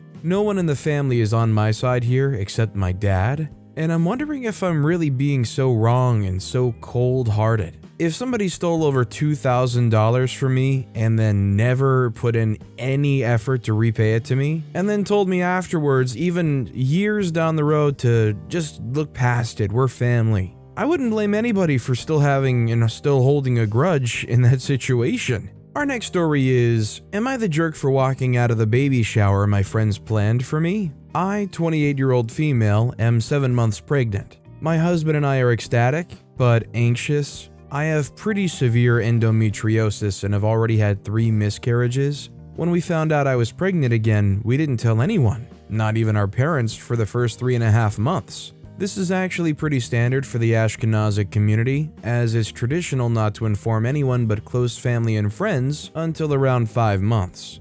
It's also traditional not to have a baby shower. One of my close friends, Eliza, 31-year-old female, isn't Jewish. This has never been an issue between us up until now. There were a few insensitive comments here and there, but she always apologized afterwards. Recently, though, she's been making more and more rude comments about my Judaism, especially since I told her I was going to be applying to rabbinical school after the baby was born. When I told all my friends, including Eliza, about my pregnancy, I made it very clear many times that I did not want a baby shower. I informed them that it wasn't my family's tradition, that in Ashkenazic culture it's considered bad luck, and that given my history, as well as my husband's, his mom died due to complications during her pregnancy with my sister-in-law, I really need this sense of security. When we got there, her house was decked out in pink and blue and there were all these signs saying, OP's baby shower hanging in her living room. About half of our friends were there and they all started cheering, congratulating us and pointing at all these presents they bought us.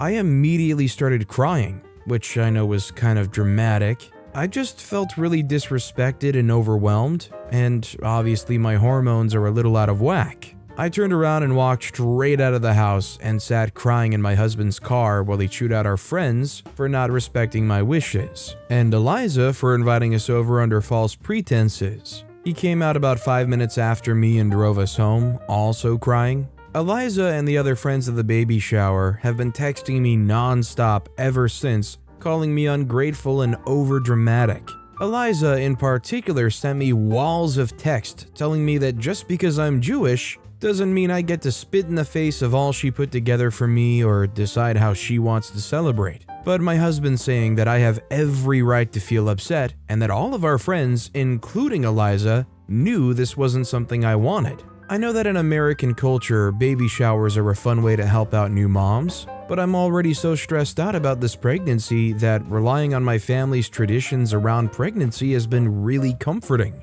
My husband's also appreciated keeping to these traditions. I feel like Eliza should have respected our wishes and the motivations behind them, but I also know that a lot of work and love went into planning that shower, and I hate that I made my friends feel unappreciated and like I don't value them because we don't share a religion. So, am I the jerk? I think the simple answer is when it comes down to having your baby shower, you should be able to celebrate it however you want to, and that should be entirely respected by your friends and family. This next story is, am I the jerk for inadvertently winding people's dogs up? So, to give some context, every morning I go to a small local park to exercise. There's a set of bars and poles for people to use for exercise, but I'm the only person I've seen use them. When I'm exercising, I'm moving a lot because I try to keep it high intensity.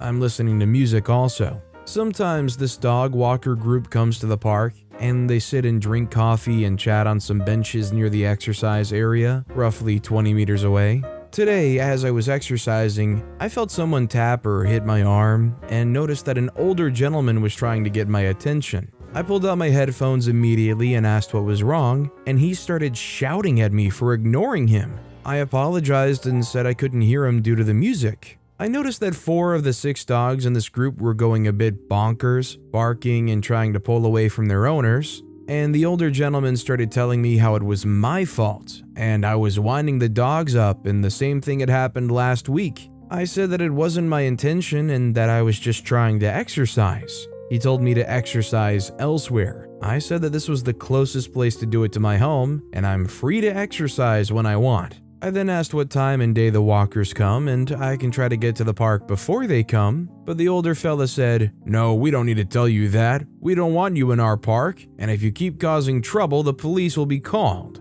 I feel bad for causing the group hassle, but at the same time, there are other benches in the park where they can sit also. This took place at a local park. It's an open and shut case. These people need to get over themselves. Our next story is, am I the jerk for scolding my daughter for letting the dog run away? My girlfriend Sarah and I had been discussing taking a road trip for a while due to the stress we both had been under. It was my 9-year-old daughter Emily's weekend with me, so it meant she'd be coming along with us. We decided to make the trip on Emily's weekend with me, and Sarah's Yorkie puppy Daisy had to come along. I informed Emily that she had to stay in the car and watch Daisy while Sarah and I made a few stops. Emily seemed to understand and was content on playing on our iPad and eating snacks. After a few stops, however, Emily started acting strangely. I asked her what was the matter, and she said she was getting bored. I told her, "Sorry, hun," but she knew what she was in for from the get-go. We could all do something together later.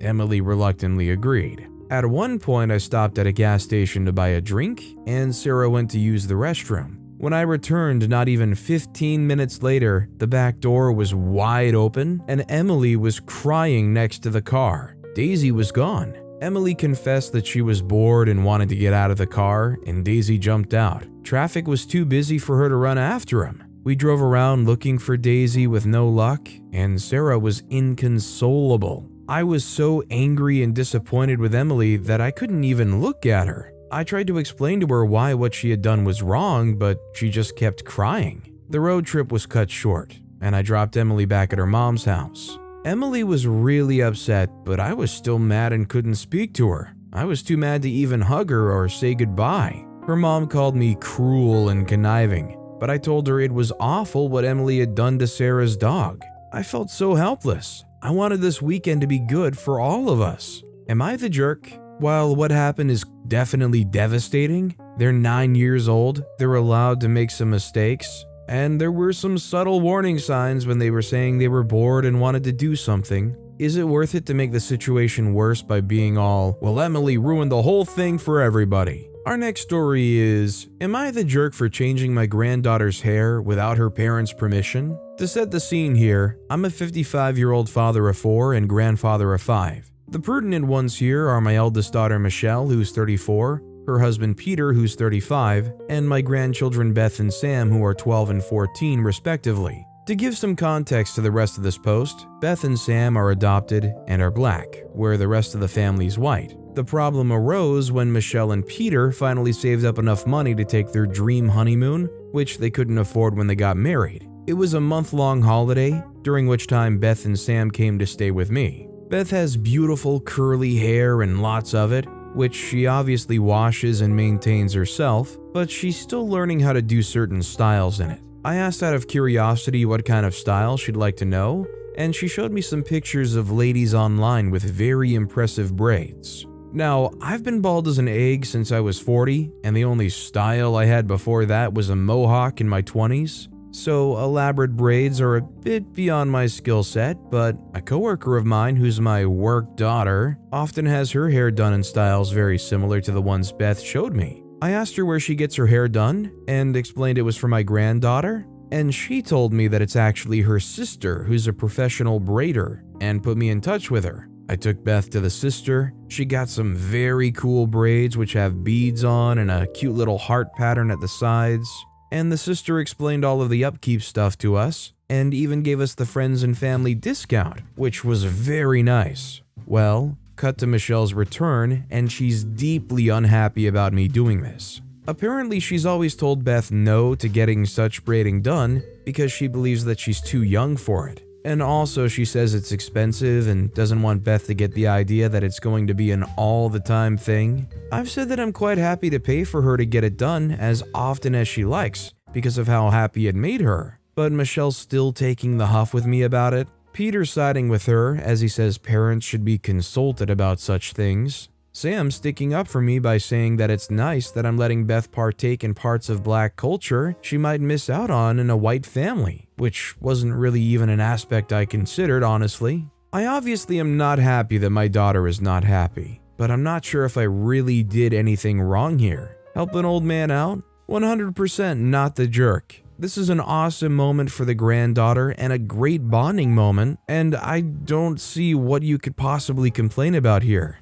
This next story is, am I the jerk for applying to my cousin's company just to show him I can get a higher role and pay than he has? Oliver, my cousin, and I are almost the same age, and we went to university to study the same thing. The difference was that I started working as an intern halfway through uni, and after I got my BSc, the company offered me a full-time position, which I gladly took and didn't go to a master's program. Oliver, unlike me, went to get his master's and started working years after I did. Oliver always made sure to tell me what a mistake I made by not getting a master's degree. I will always be lower paid than him, no company will give me higher roles, I'll get stuck at the bottom of the ladder, etc. He stopped for a little bit after finishing his studies, but recently he started again stronger than ever. At Christmas, he told me that now that he has both a master's and 4 years of work experience, he will overtake me so fast.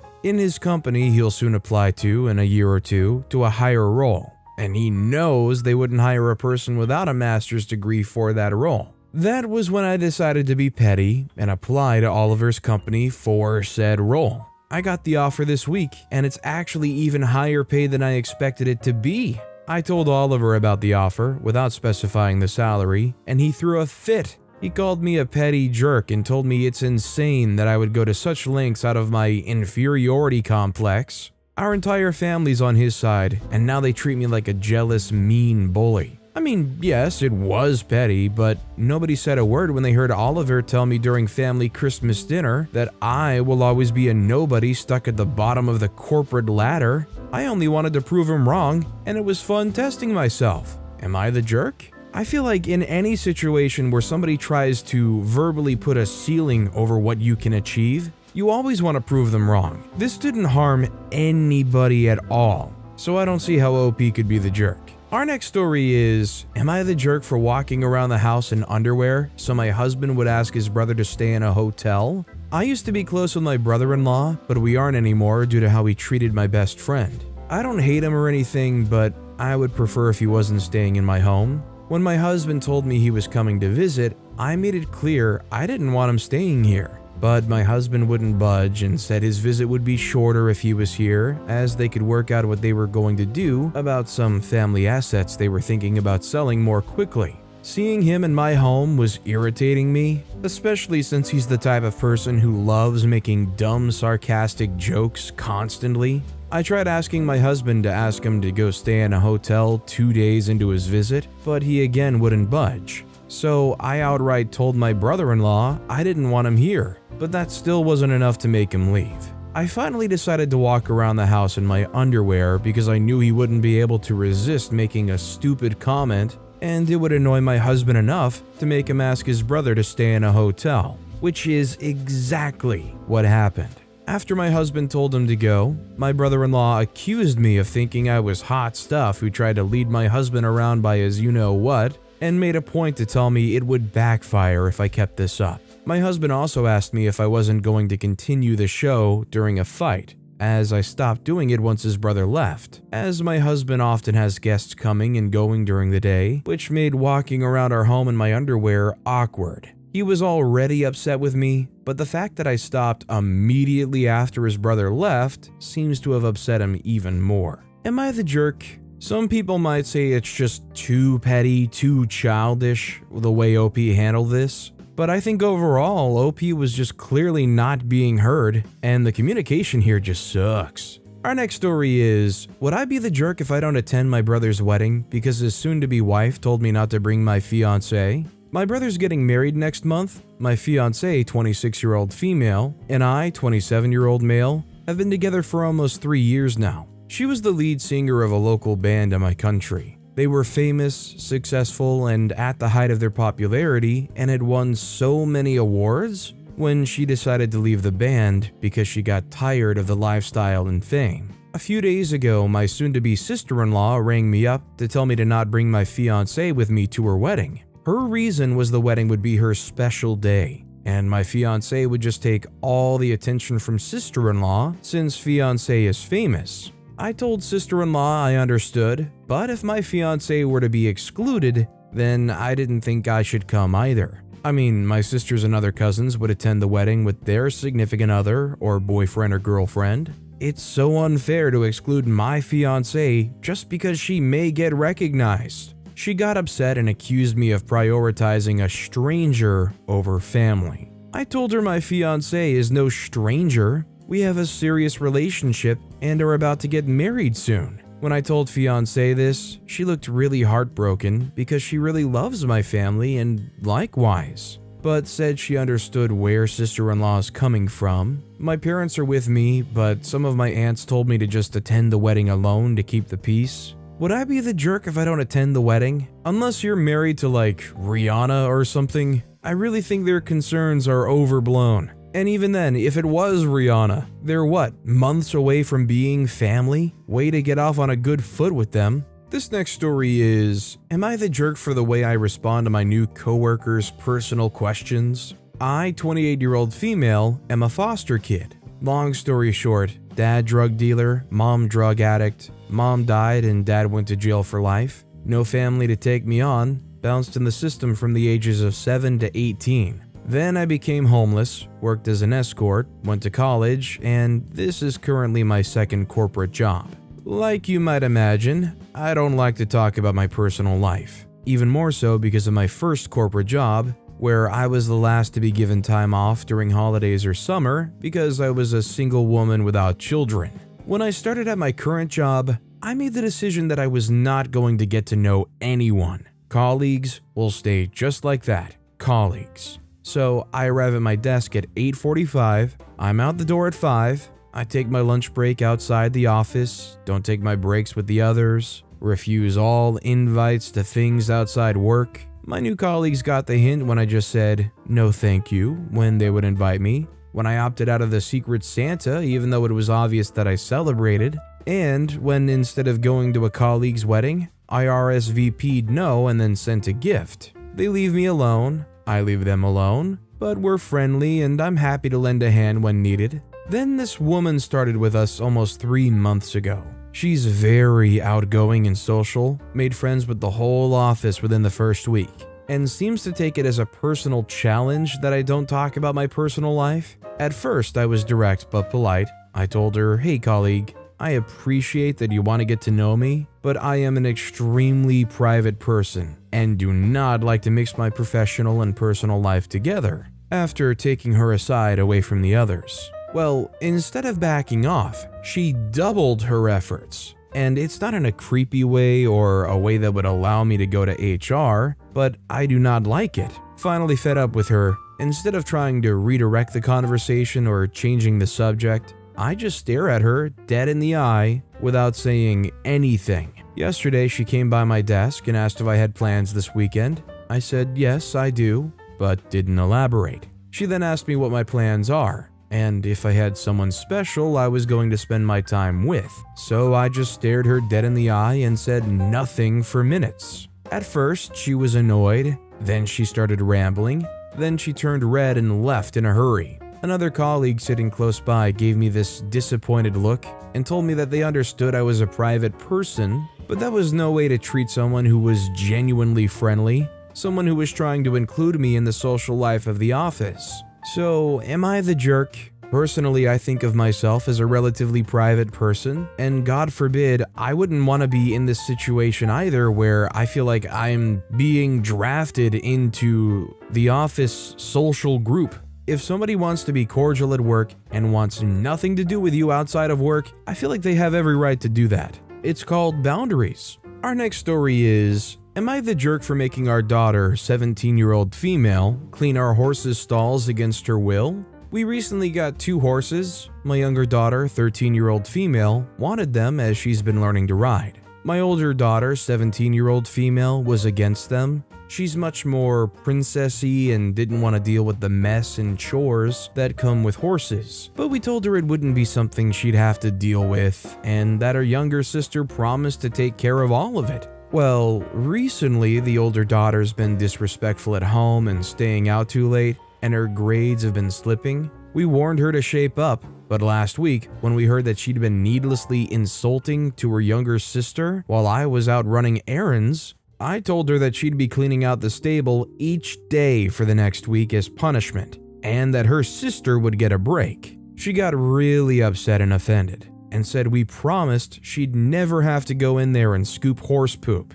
I said I promised it wouldn't be one of your chores, of course, but obviously a punishment is supposed to be something outside of your normal chores and something you won't like, and I thought it was perfectly fair here. She's been doing it 3 days now, but seems to be very resentful of our broken promise, acting very disgusted and keeps begging to get out of the rest of it. But I said I thought it's very fair and that she's overreacting. Am I the jerk? I don't know, if I was in her position, I'd be feeling the same way where it's like, I was told I didn't have to do anything, I wanted nothing to do with these horses. Also, I sure hope that the older daughter is getting gifts on the same level as the younger daughter, where the younger daughter got 2 horses, not just 1. This next story is, am I the jerk?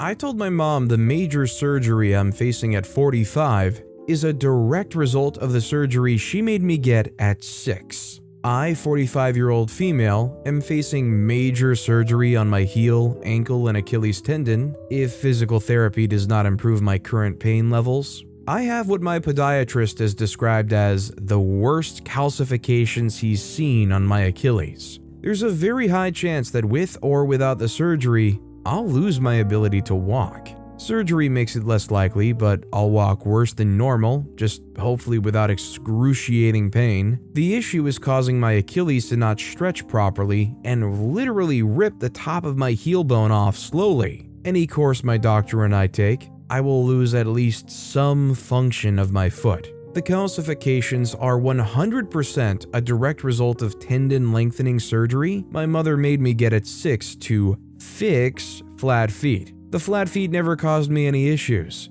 My mother claims I walked on the outside edges of my feet, but regardless, it worked for me. In some ways, I feel like my mom wanted me to fix the flat feet because they made it difficult for me to wear girly shoes and they didn't look normal and I was a major tomboy. But that's besides the point. When I told my mom the doctor said my current issues were a direct result of the previous surgery, she got offended and said I was blaming her. She thinks it's a jerk move to bring the surgery 40 years ago up at all, even to my doctor. I think it was fairly important for my doctor to know, and I was simply stating a fact to her that had the lengthening of the tendon not been done, I would not have the calcification to the extent I have it. Am I a jerk for telling my mom, not in these exact words, that her decision 40 years ago is causing me to now face potentially losing my ability to walk? To be clear, I don't think my mom is necessarily a jerk for choosing the surgery back then. I do doubt her given reasons. Photos in my medical records don't fully support her claims. They paint a less severe picture, but I'm sure she made the best decision for how she felt about it. Well, I'm assuming OP's mom did these choices on the advice of the doctors at the time. The way you can really be assured of this is because it's not a one-person decision. Any respectable doctor will only do an operation if they think it is appropriate. Unless she got some very unqualified backdoor surgery doctor. Am I the jerk for refusing to stop cooking and eating in my kitchen because of my roommate's girlfriend's condition? I feel like this is entirely ridiculous. I live with my roommate Matt. We used to be pretty close friends, but over the last 2 years of living with him, we've drifted apart, and I'm just waiting for our lease to move out on my own. Matt's girlfriend Sarah pretty much lives with us despite not paying rent. I won't lie, she annoys me to no end. She's an entitled airhead who thinks the world revolves around her. Anyway, Sarah has a condition where she gets nauseous at the slightest smell and sight of certain foods. She's an incredibly picky eater, and anything outside of corn dogs or chicken tenders makes her nauseous according to her. Well, unfortunately for her, I like to cook.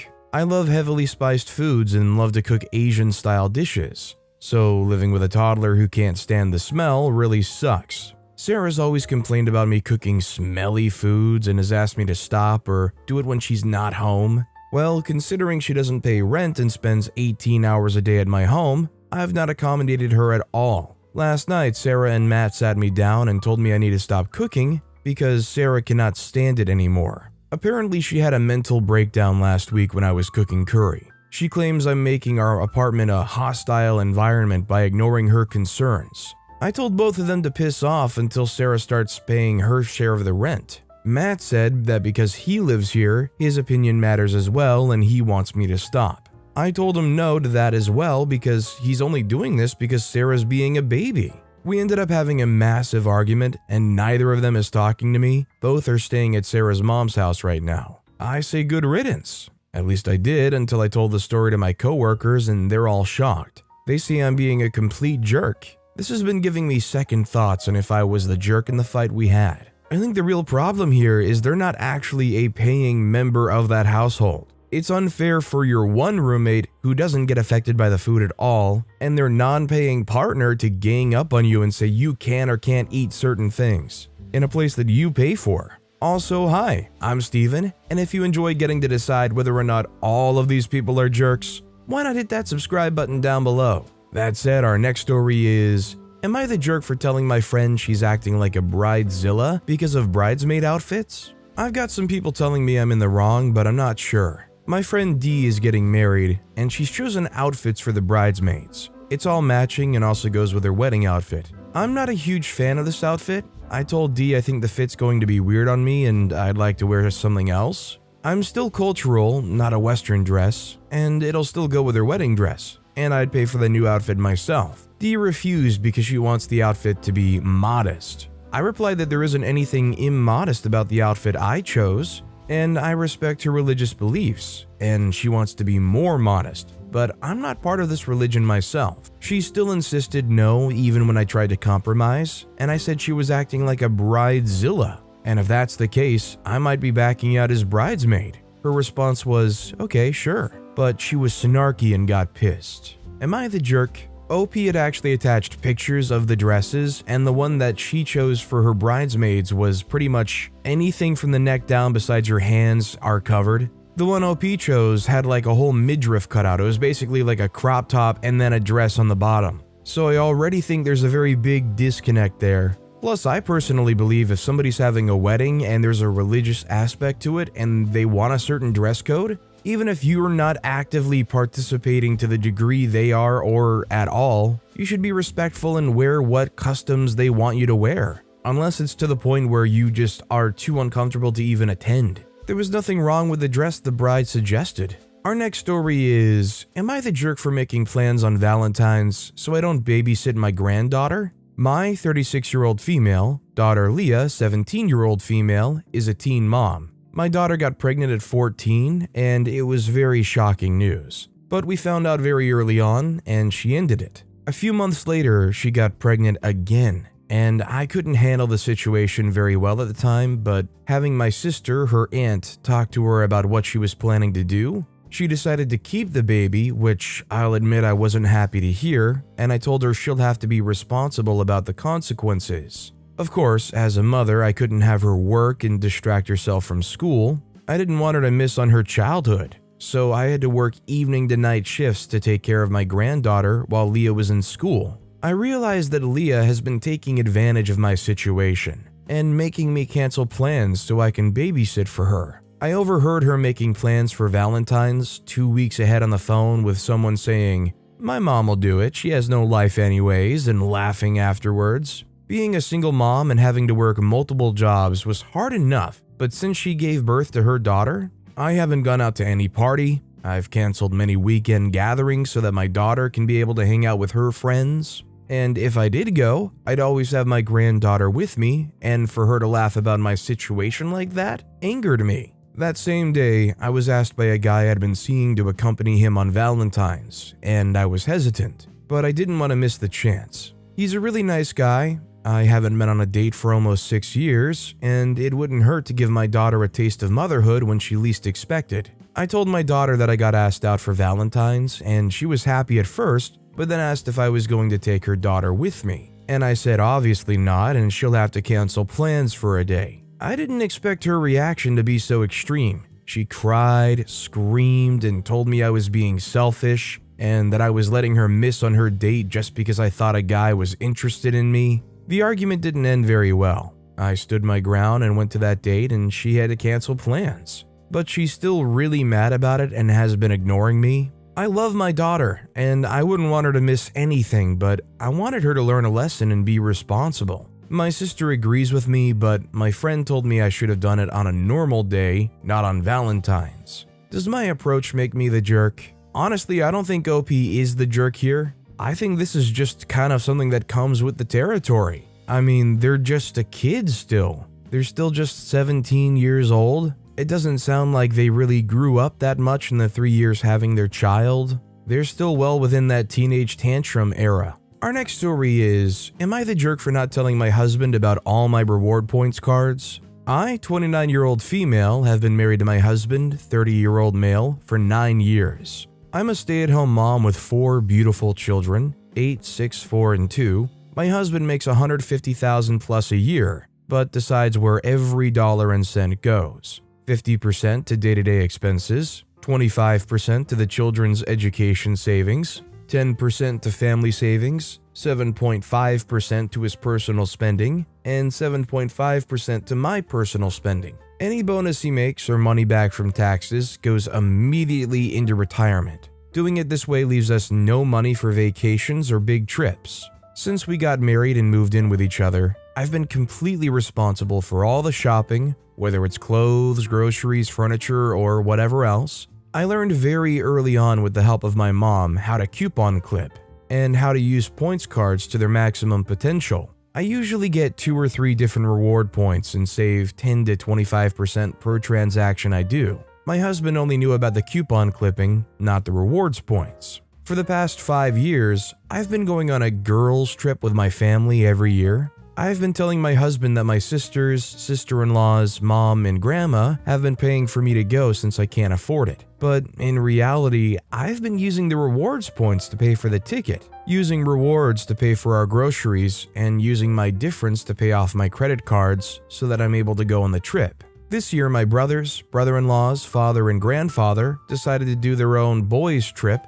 and invited my husband. My husband told them that unless they can help them, as the girls helped me, he would have to decline the invite. My brother responded with, "What do you mean? She says you pay for her to go." My husband confronted me about the situation, and I confessed to him what I've been doing. He was extremely hurt, saying that with all these points, we could have done a lot more as a family, rather than just one person hoarding them all to themselves. And if I set him up with his own credit cards to get even more points, it would have been a lot easier for us to do big family vacations. My entire family's been calling me selfish and a jerk for not being more open about the points, but I feel that I worked very hard to get to the point levels I've gotten to, and that making them more open for use would burn through them quickly and not allow them to be used for bigger things. Am I the jerk?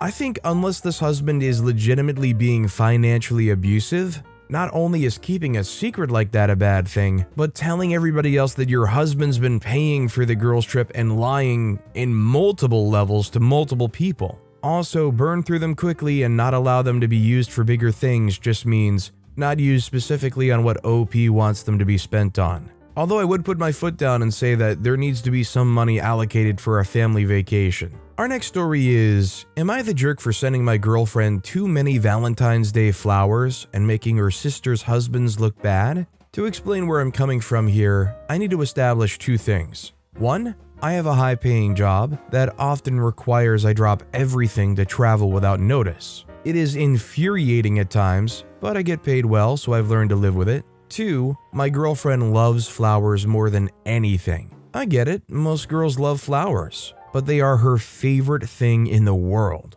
She literally makes me stop the car when we're driving just so she can take pictures of pretty flowers. Early in our relationship, I had to miss something important without notice. To make up for it, I sent her 3 dozen roses. She loved it and, probably as a joke, told me I had set the bar and that I'd always better send her 3 dozen roses if I was going to let her down. We've been together 3 years since then, and I've always sent her 3 dozen roses whenever we would be apart. It's a tradition, and we both love it. On to the dilemma, girlfriend got bad news about a family member's health, and headed back to her hometown a couple weeks ago. I couldn't join. Her 2 sisters came back as well as their husbands. Valentine's Day came around, and although it wasn't my fault we weren't together, I ordered a gift of 3 dozen roses plus candy and a stuffed animal. Day of, I got an alert from FedEx of a delayed shipment and panicked. It broke my heart to think she wouldn't get any flowers that day, so I called around to a local florist and found one who could deliver them for a fee. I sent another gift pack of 3 dozen roses.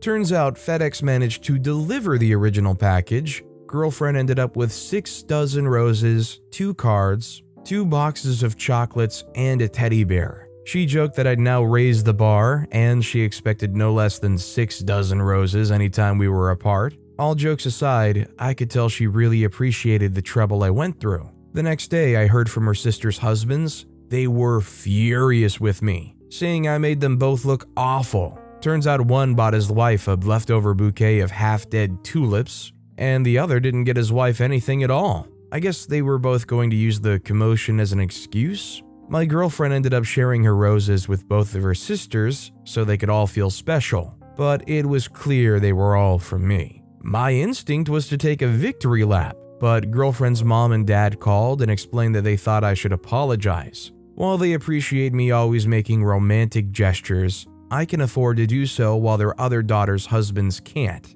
They see where things are going and assume we'll all be family soon, and it would be a good idea for me to make peace with the other 2. That's true in the sense that I really didn't mean to do anything to their detriment, but I also never expected them to be such crappy partners that they thought it would be okay to not even bring their wives flowers on Valentine's Day. Maybe I'm wrong for holding them to the standard I've set for my own relationship. Am I the jerk? Okay, can we all agree right now that when it comes to Valentine's Day, it's every man for themselves? If you get something extremely nice for your partner and that makes anybody else that is not in that relationship jealous, that does not fall back on you, my friend, for being a good partner. OP has nothing to apologize for, and they should be taking that victory lap. They just hit a grand slam in the Boyfriend World Series. This next story is, am I the jerk for evicting my lodger over his daughter's behavior? I, 35-year-old female, bought a house with a basement suite a few years ago with the intention of having space for parents as they aged. They're not anywhere near that point yet, and it's just been sitting empty, so I decided to rent it for the time being. It has 2 small bedrooms, a half bath, a kitchenette, and a small sitting area. It's not well equipped enough to be fully self-contained, so the common spaces are still shared. I rented the space to Joe, 37-year-old male, last year. Joe has a 10-year-old daughter, Mia. The second bedroom down there was hers during Joe's custody time. Mia is a brat. I tried not to hold it against her because she's 10 and it's just what it is. I was a jerk then too, but I generally like children and I go out of my way to avoid her. Around 2 months ago, Mia started having major conflicts with her mom and Joe moved her in with us full time until it gets resolved. This is not working for me. She's creating problems constantly and they're impacting my life. Some examples, she was complaining of severe stomach pain one night and Joe took her to the ER. It was put together that she had gone into my bathroom cabinet and ate close to an entire container of my fiber gummies. Joe claims this was my fault. 2, she keeps trying to dress up my cats. She, of course, got the crap clawed out of herself, and this was again my fault. 3. She tried to take the cats on a walk and they ran from her. It took me 6 hours to find them both. 4. She steals and uses my expensive bubble bath and bath bombs, and then lies to me like I can't see the pink glitter ring in the tub.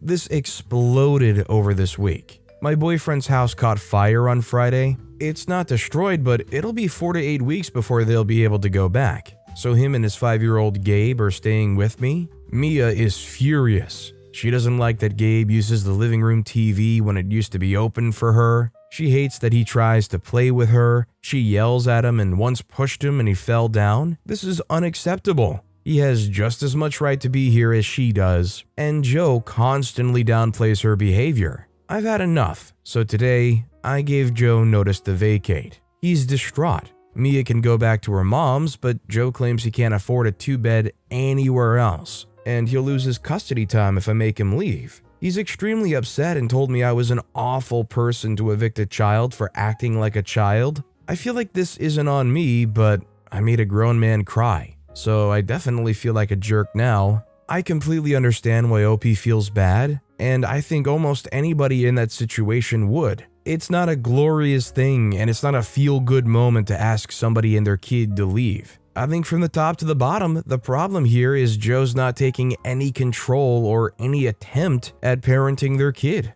I don't know if they're afraid of not being the cool parent or something, but no attempt has been made to control their kid, and every step of the way blamed OP for their kid's problems. This next story is, am I the jerk for making fun of my father for crying while watching Up? My dad likes to bother me for having childish interests. I collect Lego, I watch animated movies, I date people who are into cosplay like I am, etc. Yes, I do all that stuff. I'm also 35 with a career. I own my own home. Well, me and the bank for now. I played a fairly rough sport at an intercollegiate level. I'm pretty comfortable with my masculinity and find his lack of understanding more amusing than hurtful. I was over at his place with my girlfriend and we were talking about Netflix because he uses my account and they're getting freaky about it.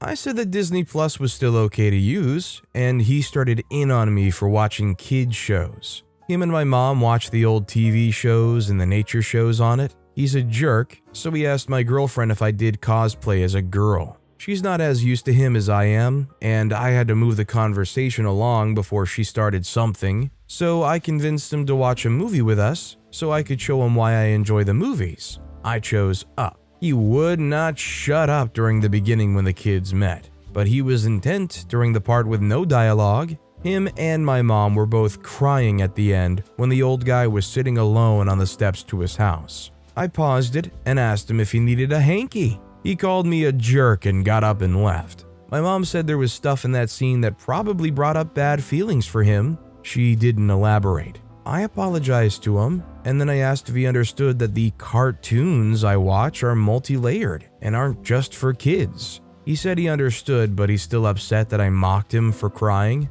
He has no problem belittling me for my choices over 20 years, but he's butthurt because I made fun of his emotions. Am I the jerk? Initially, I was going to say no, but then I realized OP did no better than their father did for the last 20 years. If OP had merely stopped when the father stopped crying and allowed them to kind of have their own realization breakthrough moment, OP could have walked away with their head held unbelievably high. Instead, they stooped to their own father's level with toxic masculinity, making fun of him for his emotions, even if it feels good to throw it back at him. This next story is, am I the jerk for telling my husband his friend thought I was too ugly for him, even though that's not what he said? I've been with my husband since we were teens, and he's always been open about the fact that his lifestyle would have been completely different had we not met at such a young age, and if our circumstances had been different. His friend Jake likes to joke about how I was lucky I met my husband when I did. I usually don't take it personally, but he brought it up while my husband wasn't within earshot, and he made it a point to tell me how he didn't think we would end up married if we met as adults.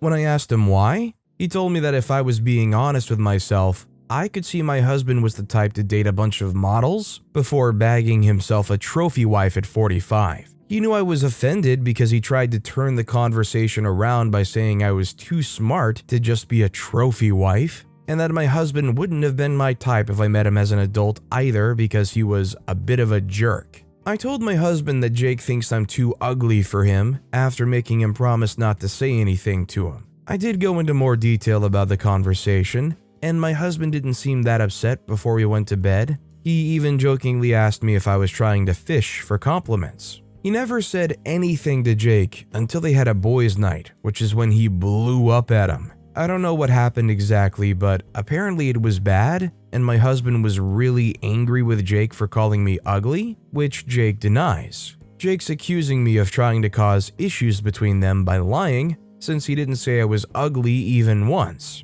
I know he's been calling me both insecure and vain behind my back to their friends. I did try to explain what exactly happened to my husband, but it only makes him angrier at Jake every time I bring it up. Am I the jerk? I think OP's clearly not the jerk here, and I think it's a good thing that every time you bring it up, it makes them angrier. I mean, yeah, why shouldn't he be? Our next story is, am I the jerk for asking my boyfriend to get rid of gifts from his deceased ex? I, 26-year-old female, have been dating my boyfriend, 28-year-old male, for 6 months now. My boyfriend dated this other girl, Sarah, for 3 years, but she passed away shortly after being diagnosed with leukemia. 3 years passed, and my boyfriend met me. I knew about Sarah before the start of our relationship, and I found it charming when he would talk about her. It made me more drawn to him seeing how sensitive he can be. Our relationship has been perfect. That is, until I decided to play Minecraft with him and his little brother in my attempt to bond more with the brother. I was exploring their home when I stumbled upon a room with a sign over it that read, "Sun Rays, Sunshine." When I asked about the room, my boyfriend said that it used to be Sarah's room. Turns out this whole place was built by Sarah, my boyfriend, and his brother. I began to feel jealous of Sarah. I thought I was making a special memory between me, my boyfriend, and his brother, but it turns out I was just a visitor in their fondest memory of Sarah. I suggested we use the room for other purposes, but he said no, which I thought was odd. Since then, I've become more aware of how much Sarah still lingers in his life. I learned that all the trinkets and plush on his house and desk were from Sarah. He also still stays in contact with her family and visits them on holidays and birthdays. Whenever his family talks about Sarah, it's always about how perfect she was and that she saved his life. I feel like I'm competing with Sarah and that I'll never be like Sarah nor be as loved as Sarah. I decided to not bring this up with my boyfriend. I told him how it's unhealthy to hold on to an ex for this long, and he should let go. He got upset and said he has no plans to let go, as he has and always will love her. He went on to list all the good things about Sarah. He met her when he was at a low point in his life. Sarah motivated him to start school, and he pursued a good education, and now has a well-paying job because of it. He also explained that even though he'll always love her, it wouldn't make him feel any less for me because love is not finite. I told him this doesn't reassure me that I'm a priority, and I'd feel better if he were to get rid of gifts from her. That way I'm not constantly reminded that I'm not her. He got upset and ended the conversation abruptly. No, and if you don't like my room, then don't go in it. Now I'm just constantly reminded of her. She's literally everywhere. It's almost to the point where I fight the urge to roll my eyes whenever she's brought up in the conversation. A part of me feels like I'm in the wrong for asking him to get rid of the gifts, but at the same time, my feelings are valid too. I think the real problem here is OP is feeling overly insecure to somebody that literally cannot compete with OP.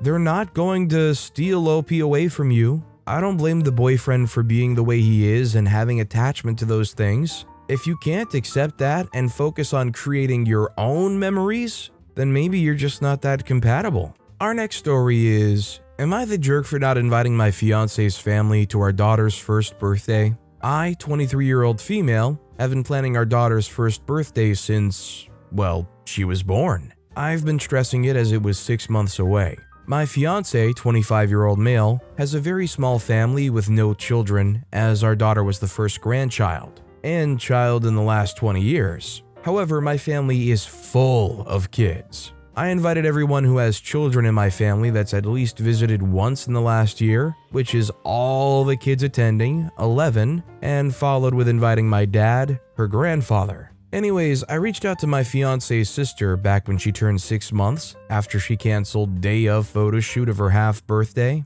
I told her don't bring her camera to her first birthday and just to be a guest. Only his mother had visited our daughter in the past year, not his sister, aunt, or grandparents. So I invited his mother to the first birthday, and she's been very helpful planning. Her birthday's in 4 days, and I told him, I don't know if you invited anyone from your family, but I didn't. And he acted shocked. I explained I invited people with children and anyone who's visited, but he seemed upset. I don't have a way to even invite his family if I wanted to outside of his mom. I didn't want to anyways. They don't see her. They don't know her, and she doesn't know them. They make no effort. So I told him he's welcome to ask them whatever, but it's not in the budget and he'd have to figure it out, as I figured it out with the 23 other guest arrangements. Now he's not talking to me, but I feel like I didn't do anything wrong. It's his family and they should know when her birthday is, and or at any point could have reached out to ask him if we have plans. I don't even know what they're planning on doing, as it's at a children's play area, small slides, small toys, climbing areas, all for children. Am I the jerk for not inviting his family? Isn't that your family, not his family? If you invited 23 other people, how do you not possibly have the budget to invite your family? Our next story is, am I the jerk for being pissed at my future spouse for refusing to wear sunscreen and getting sunburned 3 days before our wedding? Our wedding is in 2 days. We're having a destination on a beach resort, and yesterday they spent a few hours at the beach with their friends. So since we've been dating, they've never understood the importance of wearing sunscreen. Skin cancer runs in my family, so I'm hyper cognizant about this. They are not. I've constantly had to parent them when it comes to this, make sure they apply sunscreen like they're a kid, and it's frustrating. We've been separate doing things with our respective parties, so I can only make sure they put in sunscreen first time I saw them in the morning. Yesterday I got them to put it on, and around 9 they went out. And I went in to see my friends. I didn't see them again until 5, and when I did, they were beet red all over. I asked them what happened, and they said they forgot to reapply sunscreen. I was very upset, and here's why. Obviously skin cancer, and second, this means they're going to be red at our wedding, and in our wedding pictures they're going to be red. We spent a lot of money on this, and we only get one wedding in these pictures. I know pictures aren't the most important, but still, it's incredibly frustrating for me to have to baby them about this, and the reason why they'll look this way in the pictures is because they refuse to just listen to me. I went off on them and told them that now they're going to be red in our pictures because they refuse to listen to me. I told them that I'm tired of babying them on this. They started crying and told me that it was an accident and that I'm being a huge jerk about this and that. We argued about this and it wasn't resolved. Am I the jerk?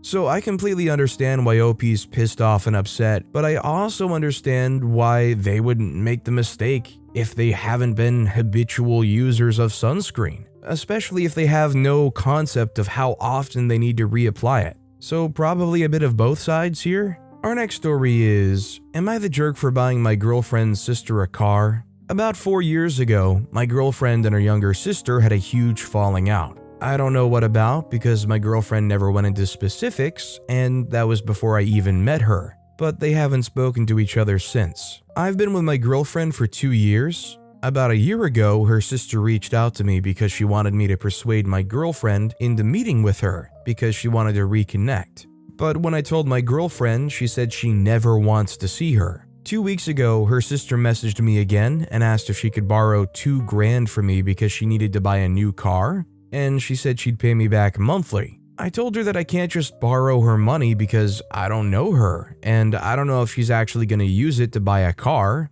but I told her if she found a car for sale she wants, I can go and see it with her and pay for it. So a couple days ago, I met up with her and I paid just over $2,000 for a car. This was the first that I actually met her in person. I told her she could just pay me back whenever. I honestly just felt a bit sorry for her. I could tell she genuinely wants to reconnect with my girlfriend, but she just refuses. Her sister also didn't tell me any specifics about their falling out, but that it had to do with my girlfriend's old boyfriend, and how my girlfriend basically accused her of doing something she didn't do. I didn't press her for anything specific because I could tell she didn't want to talk about it. Afterwards, I told my girlfriend about it and she got furious at me. She said I shouldn't have bought her a car, and she claims I betrayed her trust by going behind her back. We argued about it for a while and, well, since then she barely speaks to me. But I honestly don't think I did anything wrong, especially since we don't share finances, so I spent my own money and not hers.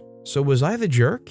I don't know if age is irrelevant here, but I'm 27, my girlfriend is 25, and her sister is 19. I don't know, it just seems weird for OP as a 27-year-old man to be going behind their girlfriend's back, contacting their much younger teen sister, and then buying her a car? Like, is OP rich? What, is OP's goal here? That said, I am also a long-distance brother of the girlfriend that has since been cut off. Can I have a car too? But with that being said, that's all the time we have for today. Now, if you want to hear another absolutely crazy Am I the Jerk Here story, check out that video on the left. Or if you missed my latest video, check out that video on the right. That said, I'll see you all next time with some more stories.